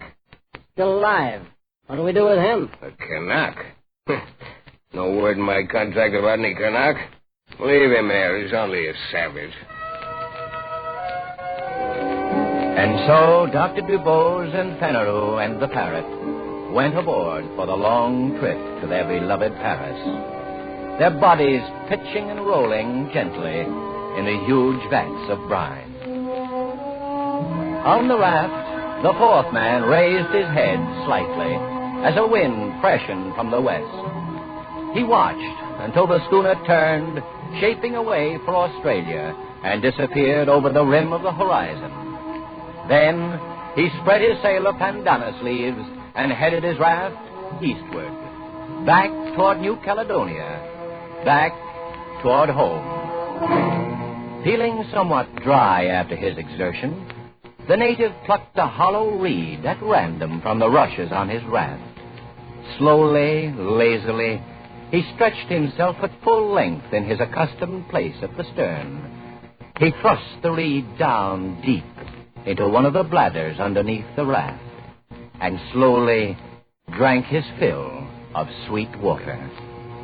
He had a dozen such storage bladders remaining, built into the floats at intervals above the waterline, quite enough to last him safely home again.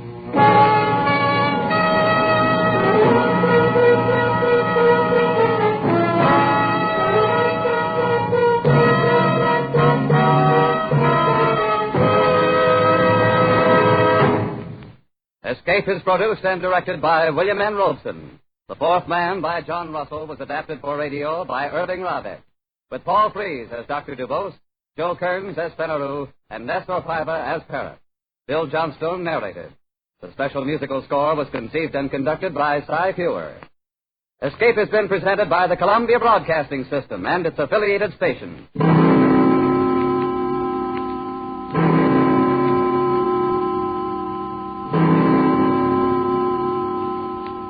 sure to be with us next Monday night when the Radio Theater returns to the air with Betty Davis and Glenn Ford starring in A Stolen Life. Remember, next Monday evening from 9 to 10 p.m. Eastern Daylight Time, the Lux Radio Theater starts its 14th year over CBS. The play, A Stolen Life. The stars, Betty Davis and Glenn Ford.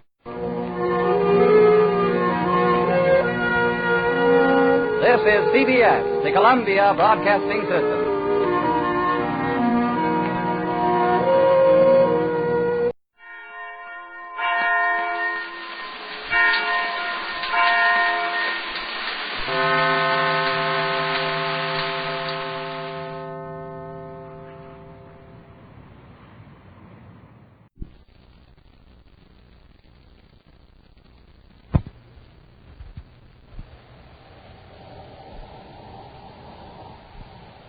Wheat Chex, Rice Chex, and Good Hot Lonesome present Space Patrol! High adventure in the wild, vast reaches of space. Missions of daring in the name of interplanetary justice. Travel into the future with Buzz Corey, Commander-in-Chief of the Space Patrol! In today's transcribed adventure, Buzz and Happy are attempting to rescue a girl being held captive in a metals factory in the orbit of Jupiter Moon number 2. They have just entered the cargo hold of the plant and have raised the faceplates of their spacesuits. Commander, someone's coming. I can see them through the door at the other end of the cargo hold. That's Thor. Have your ray gun ready. Yes, sir. Hey, Commander, I can't move. Something's holding my feet. Someone turned on a magnetic force field, holding our metal space boots. Get out of your suit. Hurry. Commander, look up above. The cargo plane is coming down on us with an Endurium beam on it. We've got to get out of these suits. This magnetic field under us, that beam can crush us. We'll return in just a moment with today's exciting Space Patrol adventure, Peril over Jupiter.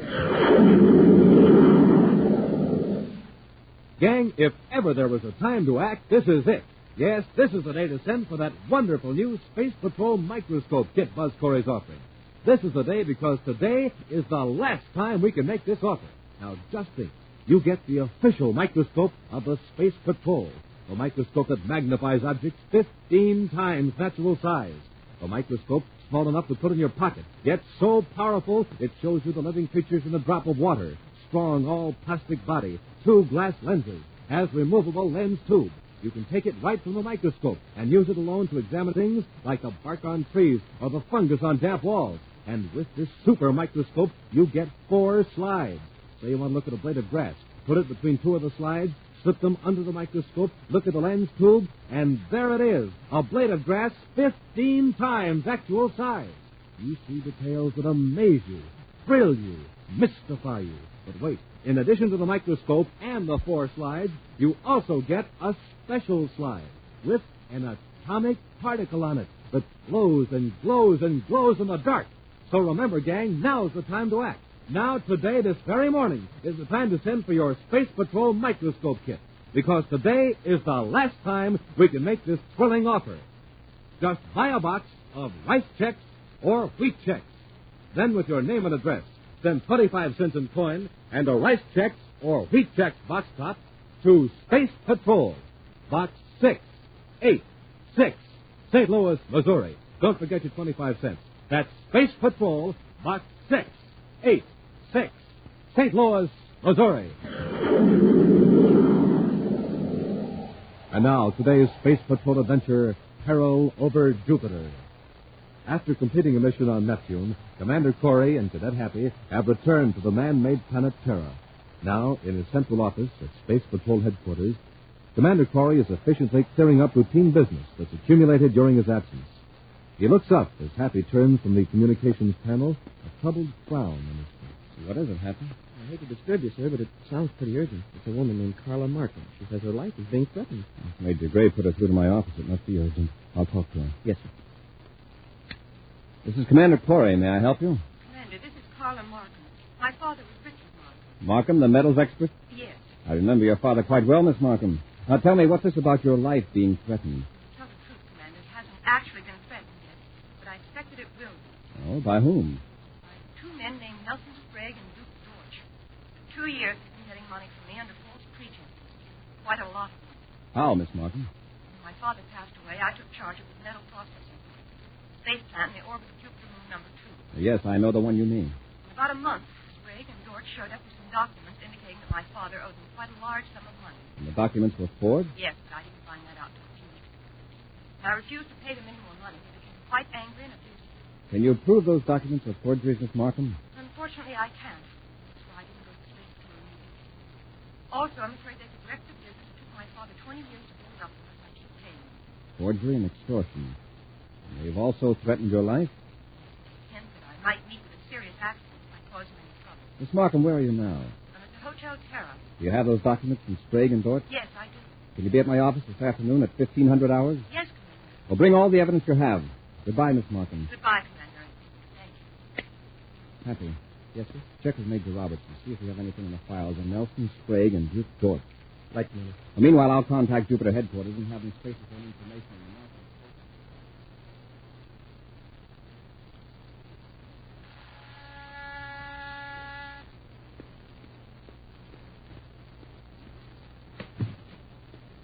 Sprague. Yes, Miss Markham. Dort and I thought we'd drop in. Hiya, Miss Markham. I was just going out. If you'll excuse me. We'll only stay a few minutes. Really, I can't talk to you now. If you're in a hurry, just give us what you owe us and we'll be on our way. I don't owe you a cent. I never did, and neither did my father. Now, that's where we differ. Now, we can talk privately, Miss Markham. You have no right to force your way into this room. And a nice room it is, too. I'll look around if you don't mind. You know, Miss Markham, we were almost ready to blast off to your Jupiter plant, thinking you were there. Then I space-phoned your chief engineer, and he told me you were here on Terra. Here on business? No concern of yours. I'm afraid it is. You might have caused us to make a long space flight for nothing. Hey, what's this? Does it go with the room? Mr. Dort, put that down. It's Venus ceramic, and I don't want it broken. More than a ceramic will be broken if we don't get that money, Miss Markham. You've got all you're going to get. I know now that my father never owed you a single credit. All those contracts were forgeries. We'll have a hard time proving it. Besides, for your own protection, it would be wise to pay us off completely now. That sounds like a threat, Mr. Sprague. It wouldn't take much of an accident to put that metals plant of yours out of commission. You don't frighten me. Hey, Sprague, look at this. Get away from that desk. Look what I found beside the spacer phone. A memo in Carla's handwriting. Give me that. Now, Miss Markham, don't you know it's rude to drag? Mandatory Space Patrol Headquarters, 1500 hours. Oh, an appointment with the Commander-in-Chief. What's this about? It's none of your business. She's got all our contacts lying there, Sprague. Lucky we dropped in. You're not going to keep that appointment, Miss Markham. Oh, yes, I You're going to call it off. You'll call Corey right in front of us and tell him you jumped at wrong conclusions. Then you're going to give us the money in cash. The whole 50,000 credits. I don't have that much money. Not here on Terra. You've got it in your Jupiter bank. We'll blast off for Jupiter right after you talk to Corey. Now get on that phone.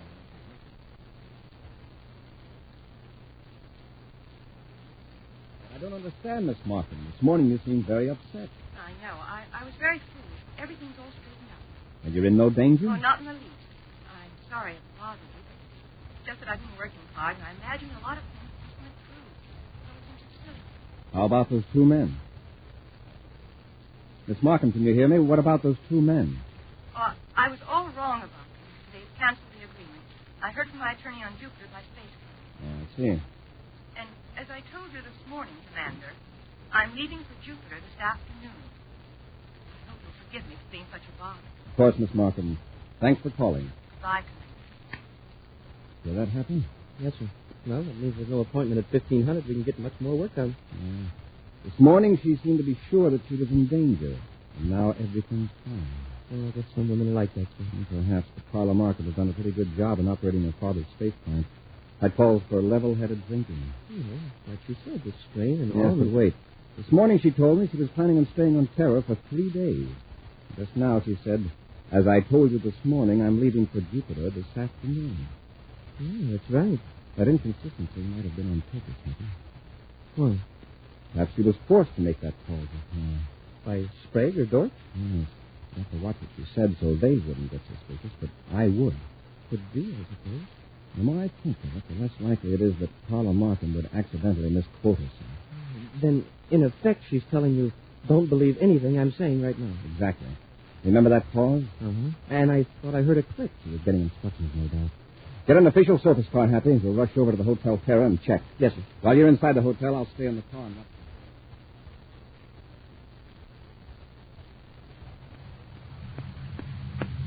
Looks like you were right, Commander. What did you find out, Hap? Miss Markham is checked out. The clerk said there were 2 men with her, and they left 10 minutes ago. Did you know where they were going? No, sir, but I talked to the doorman. He heard one of the men tell the driver of the surface cab to take them to the spaceport. And that's where we're going. We could spaceophone the spaceport and have the guard stop them. There's no telling what Sprague and Dorch might do to Miss Markham if they see they're in a trap. The most we can risk right now is to try to delay a blast-off.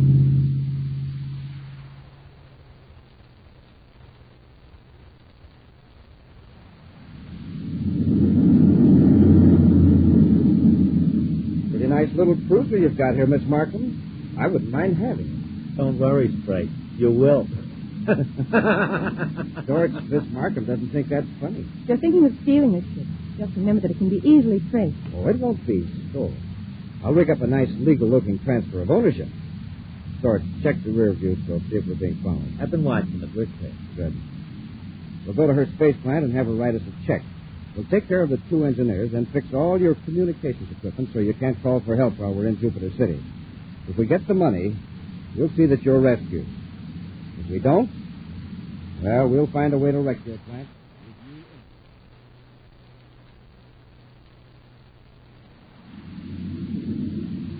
Miss Markham's ship, sir. We could overtake them easily. Yeah, but if Sprague and his pals see us, just put Miss Markham in danger. Let's just follow them and find out where they're going. By the vectors they're on now, it looks like it'd be Jupiter. Mm-hmm. Perhaps the Markham space plant, the orbit of moon number 2. You think they'd take her to the plant? Well, they might. Oh, what do they turn out at that plant, Commander? High-purity metals from ores hauled out from Jupiter. Chiefly zirconium and indurium. The advantage of the space plant is the low gravity and the ease of maintaining a perfect vacuum. The metals can be controlled perfectly by electronic heat fields and magnetic force. For example, a huge ball of molten indurium can be suspended inside a purification chamber without touching the sides. Wow. And the whole process is automatic. That's right, Happy. 2 engineers run the whole thing. I don't want Sprague and Dorch to know they're being followed. Can't let them get a glimpse of the space patrol ship in their rear view scope. Then we'll have to keep this much distance between us until they land. Unless we have another ship. I'm going to spaceophone Lowell City, Mars, and have headquarters send a small cargo ship out to meet us in space. We'll transfer to the cargo ship, and we can get closer to Sprague and Dorch without endangering Miss Markham. You might as well sit down and relax, Miss Markham. We'll wait here in the plant control room till Dorch gets back. What's he going to do to my crew? Well, it depends. If they behave themselves, they won't get hurt. Oh, here he is now. I got them both, Sprague. What did you do to them? Just take it easy, miss. I merely put him to sleep with the ray gun. Did he give you any trouble? Nah. I got one of them while he was checking some instruments. The other was asleep in his bunk. They'll be out cold for 24 hours. Nice work. Now, while Miss Markham is writing out a check, we can put all the spaceophone equipment out of commission. Start with Cargo ship JC-302 calling Markham Space Plant, Jupiter 2 orbit. Cargo ship JC-302 calling Markham Space Plant. Are you expecting a cargo ship?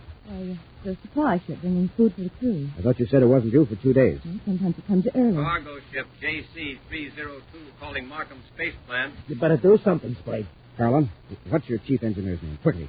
Jensen, William Jensen. Okay, keep her quiet, Dorch. I'll handle this. Markham Space Plant. Chief Engineer Jensen here. Go ahead, cargo ship. We've got something for you. Is the cargo airlock clear? It will be. Just unload the stuff.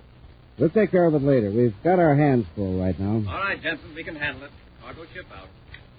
Dorch, you go into the cargo hold and keep an eye on them. If they act sociable, impress them that we're very busy. Suppose they say I'm not one of the regular crew. Tell them you're filling in for a week. See that they get away in a hurry. Then you and I will blast off for Jupiter. Open the cargo hatch, Happy. Yes, sir. Suppose that was really the chief engineer on the spaceophone, sir? Was. Sprague and Dorch were probably holding a gun on him. All right, close the hatch. Open your faceplate, Hap. Now we'll plan our attack. Yes, sir. We'll move fast and take them by surprise. Probably in the main control room waiting for us to unload the cargo and leave. You can see him through the door at the other end of the cargo hold. It's Dorch. Andrew is thick in that guy. Mustache, heavy set. Hi. give you fellas a hand. Thanks. Maybe you can start bringing the stuff in. We're Space Patrolmen, Dort. Space Patrol. Right. You can take us to your partner, Sprague, and Miss Markham. Hey, what is this? Go on, get moving. Hold your ray gun on him, Harper. Yes, sir. Hey, Commander, I can't move. Something's holding my feet to the deck. Someone turned on the magnetic force field. Holding our space boots. Get out of your space suit. Hurry. Commander, look up above. The cargo crane is coming down on us with an Endurium beam on it. We've got to get out of these suits. This magnetic field on Earth, that beam can crush us.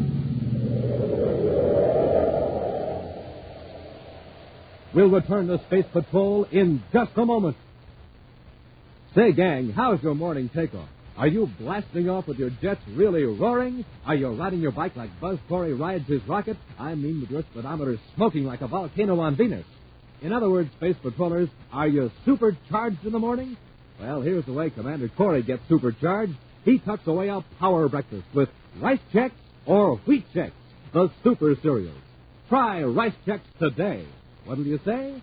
Delicious. Try Wheat Chex today. So swell tasting, you'll eat more and more and more and more. Rice Chex, Wheat Chex, the only cereals in the universe with that modern, bite-sized design for easy eating. The only cereals in the universe with a picture of Commander Corey or Cadet Happy on the outside of the package. The only cereals in the universe with that mysterious magic space picture on the inside of the package. The super cereals that help us supercharge you. Rice Chex, Wheat Chex. And now, back to our Space Patrol adventure, Peril over Jupiter. Nelson Sprague and Duke George are extorting money from Carla Markham to operate the robot-controlled metals plant in the orbit of Jupiter's number 2 moon. The two men forced Carla to take them to the plant in her own spaceship, where they overpowered the 2 engineers and are holding Carla. Commander Corey and Cadet Happy trailed Miss Markham's ship from Terra, then approached the metals plant in the small supply ship. Wearing spacesuits, they entered the cargo hold of the plant through the airlock, where they found Duke George. As the commander ordered George to take them to Carla Markham and Sprague, a powerful magnetic field was turned on beneath the deck of the cargo hold, making it impossible for the space patrolmen to walk. Then, from above, a huge loading train lowered a heavy Endurium beam down upon them. George, who is not wearing metallic shoes, is not affected by the magnetic field. Commander, I can't get out of my spacesuit. Something's stuck. That beam will down us in a few seconds. George, cut that magnetic field. You'll have to talk to Sprague about that. You asked for it, Corey. You weren't invited aboard, you know. Is that Sprague? Yes, it's Sprague. I'm in the cargo control booth watching you through a viewscope. Stop that train. Stop it. I only wish I could lower it faster. We can't lift that seat, but we can slide on the press magnetized train. You mean sort of straight up? I'll pretend to try to dodge the train. You slide back to the airlock. And leave you here? But why can't we both go? That dodging isn't going to do you any good, Corey. Sooner or later, I can lower this beam on you. Keep out of the way, George. Don't worry, Sprague. Hey, the other one's getting away. Run over there and stop him, George. Don't let him get into the ship. Yeah, okay. Hey, but watch the crane while I'm under. I'm in the airlock, sir. All right, Happy. When I give the word, open it and release the air escape valve. All right, Sprague. You can let all the air out of this cargo hold in just a few seconds. The Cadet and I have spacesuits on.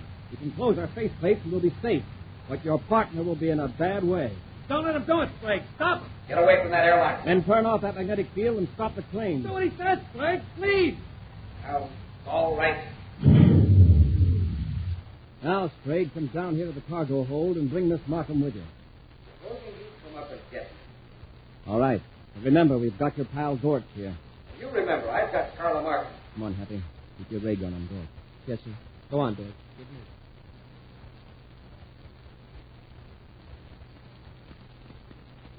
This is the controller. Go on in and don't try anything.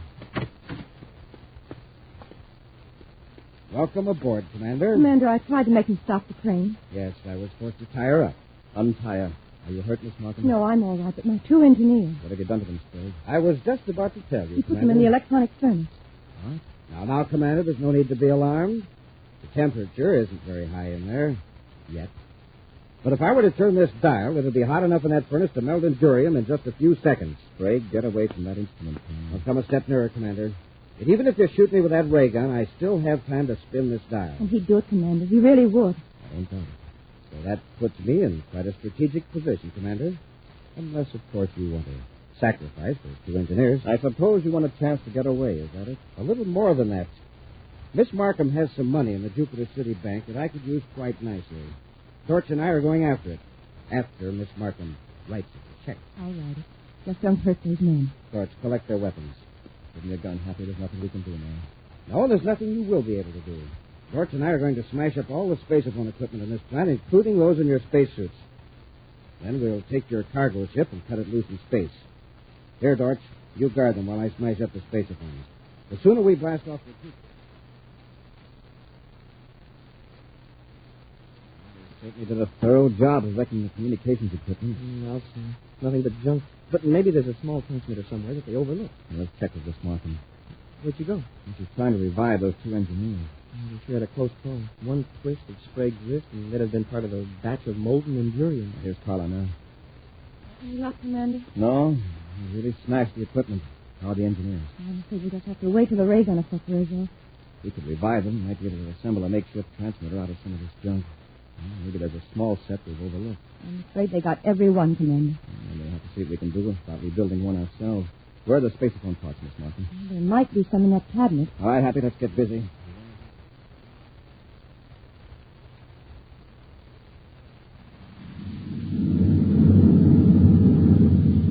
Up there in the rear view scope, Spike. You didn't expect anyone to be after us, did you? I won't rest easily until Jupiter's just a pinpoint in that view scope. Relax. We've got the money. As far as the bank's concerned, Carla Markham was just paying off a legitimate business debt. Yeah, I know. But we're flying her ship. She better land us from nearby planet to get another. I've got that all figured out, too. There's a friend of mine on Mars who'll meet us in space. And we can abandon Carla's ship. Yeah, but what about Carla and Corey? We'll take care of them, George. That's where we're going now. To space.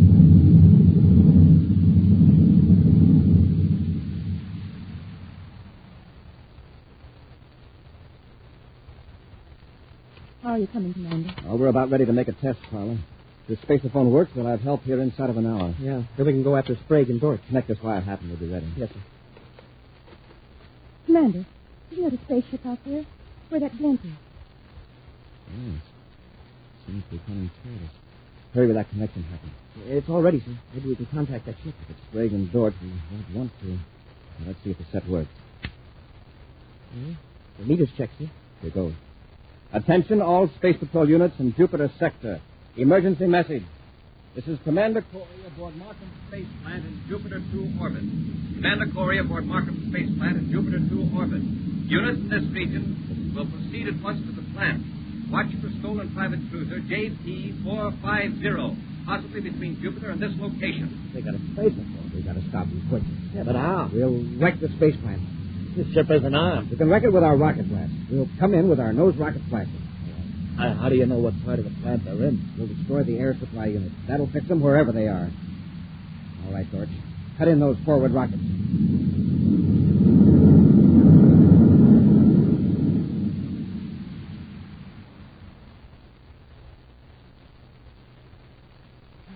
It's Sprague and Dorch, all right. It's my ship.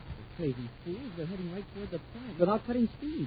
They probably heard our spacephone want to put us out of business. If they ram us, they'll put themselves out of... Uh-oh. They've got nose rockets on. Commander, did the Space Patrol hear your message? I can't tell for sure. We don't have a receiver. They probably do. Hey, what's Sprague up to?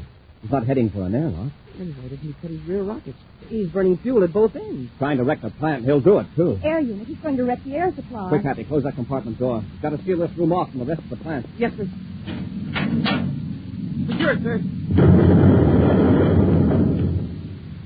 Well, they've torn up a whole hunk of the plant with their nose rockets. They'll keep blasting away till they're sure we're finished. And we don't have a doggone thing to fight back with. The Space Patrol would only get here. We're moving around for another attack. This time we probably won't be so lucky. We ought to get out of this control room. They'll probably blast this part next. Yeah, but we can't be sure there's any air outside this compartment. Then we're helpless. Now, wait a minute. When we blasted the air unit, they tore away part of the section next to the furnace. Yes, that's where the molten endurium's cooled and rolled in place.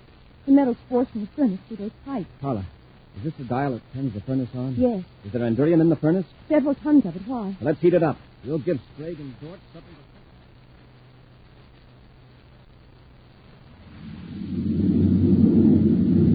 All right, George, let's make another pass.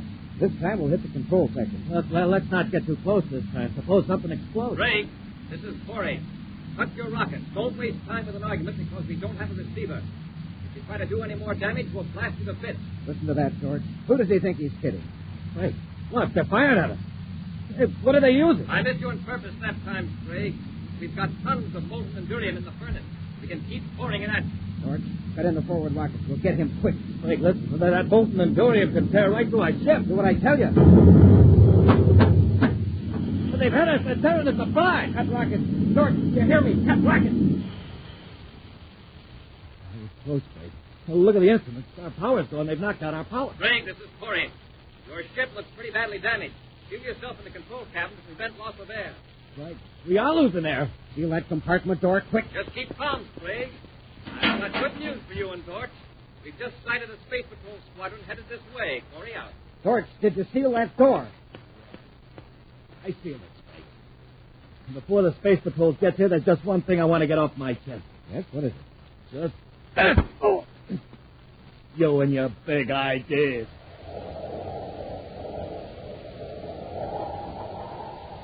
An action preview of next week's exciting Space Patrol adventure in just a moment. It's a quiet day at Space Patrol headquarters. Cadet Happy is alone, gazing around in the commander's office. Suddenly, he sees a piece of paper on the desk that makes his head whirl. For there, in big black letters, Hap reads, "The Space Patrol microscope kit offer ends today." Jumping Jupiter, I wonder if the commander has seen this bulletin. Gosh, every boy and girl has to have one of these kits. Why, it's a real Space Patrol microscope, and it magnifies objects 15 times, and it's pocket size and all plastic, and you get 4 transparent slides with it, plus the mystery slide. Gosh, I got to tell the commander about this offer, so he'll be sure to tell the gang about it. And so Hap hurries across the office, swings open the door, and whambo, crashes right into the commander. Oh, right on my foot. Oh, I'm sorry, sir, but did you know that today's the last day for the microscope offer? Yes, I had Captain Tufeld announce it at the beginning of today's Space Patrol program. Huh? That's all. Out like a light. My Cadet. Well, Hap had the right idea. It's very important to know that today is the last time we can offer the Space Patrol microscope kit.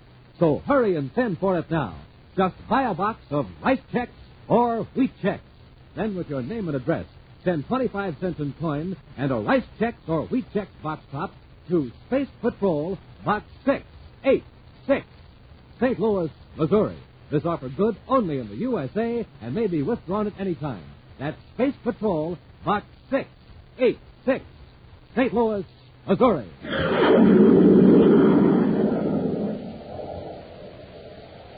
And now, a preview of next week's exciting Space Patrol adventure. Commander Corey's ship has been forced to land on Planet X in the outermost regions of the solar system.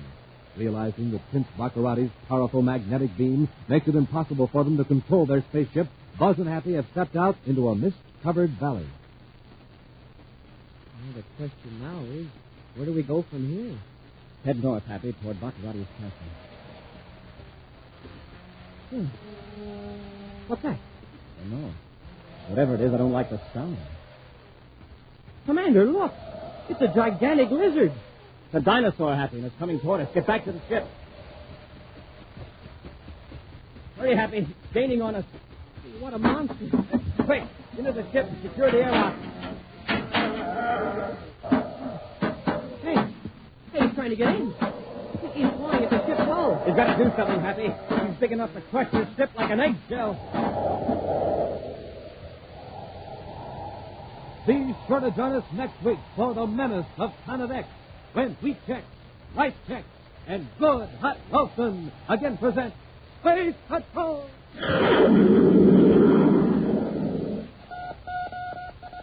Special bulletin for boys and girls in Akron, Ohio, Albany, Schenectady, and Troy, New York. Buzz Corey's own space battle cruiser, the Ralston Rocket, will be in your area next week. Don't miss it. The Ralston Rocket. Space Patrol, created by Mike Moser, starring Ed Kemmer as Commander Corey, and Lynn Osborne as Cadet Happy, was written by Lou Houston, produced and directed by Larry Robertson, executive producer Mike Dever. Other players were Virginia Hewitt, Norman Jolly, and Ken Mayer. Dick Tufeld speaking. Now, don't forget to tune in next Saturday and every Saturday when wheat checks, rice checks, and good hot Wilson again present Space Patrol. Be sure to see another exciting Space Patrol story on your local ABC television station. Consult your local newspaper for time and channel. This program is broadcast to our armed forces overseas through the worldwide facilities of the Armed Forces Radio Service. Space Patrol came to you transcribed from Hollywood. This is ABC Radio Network.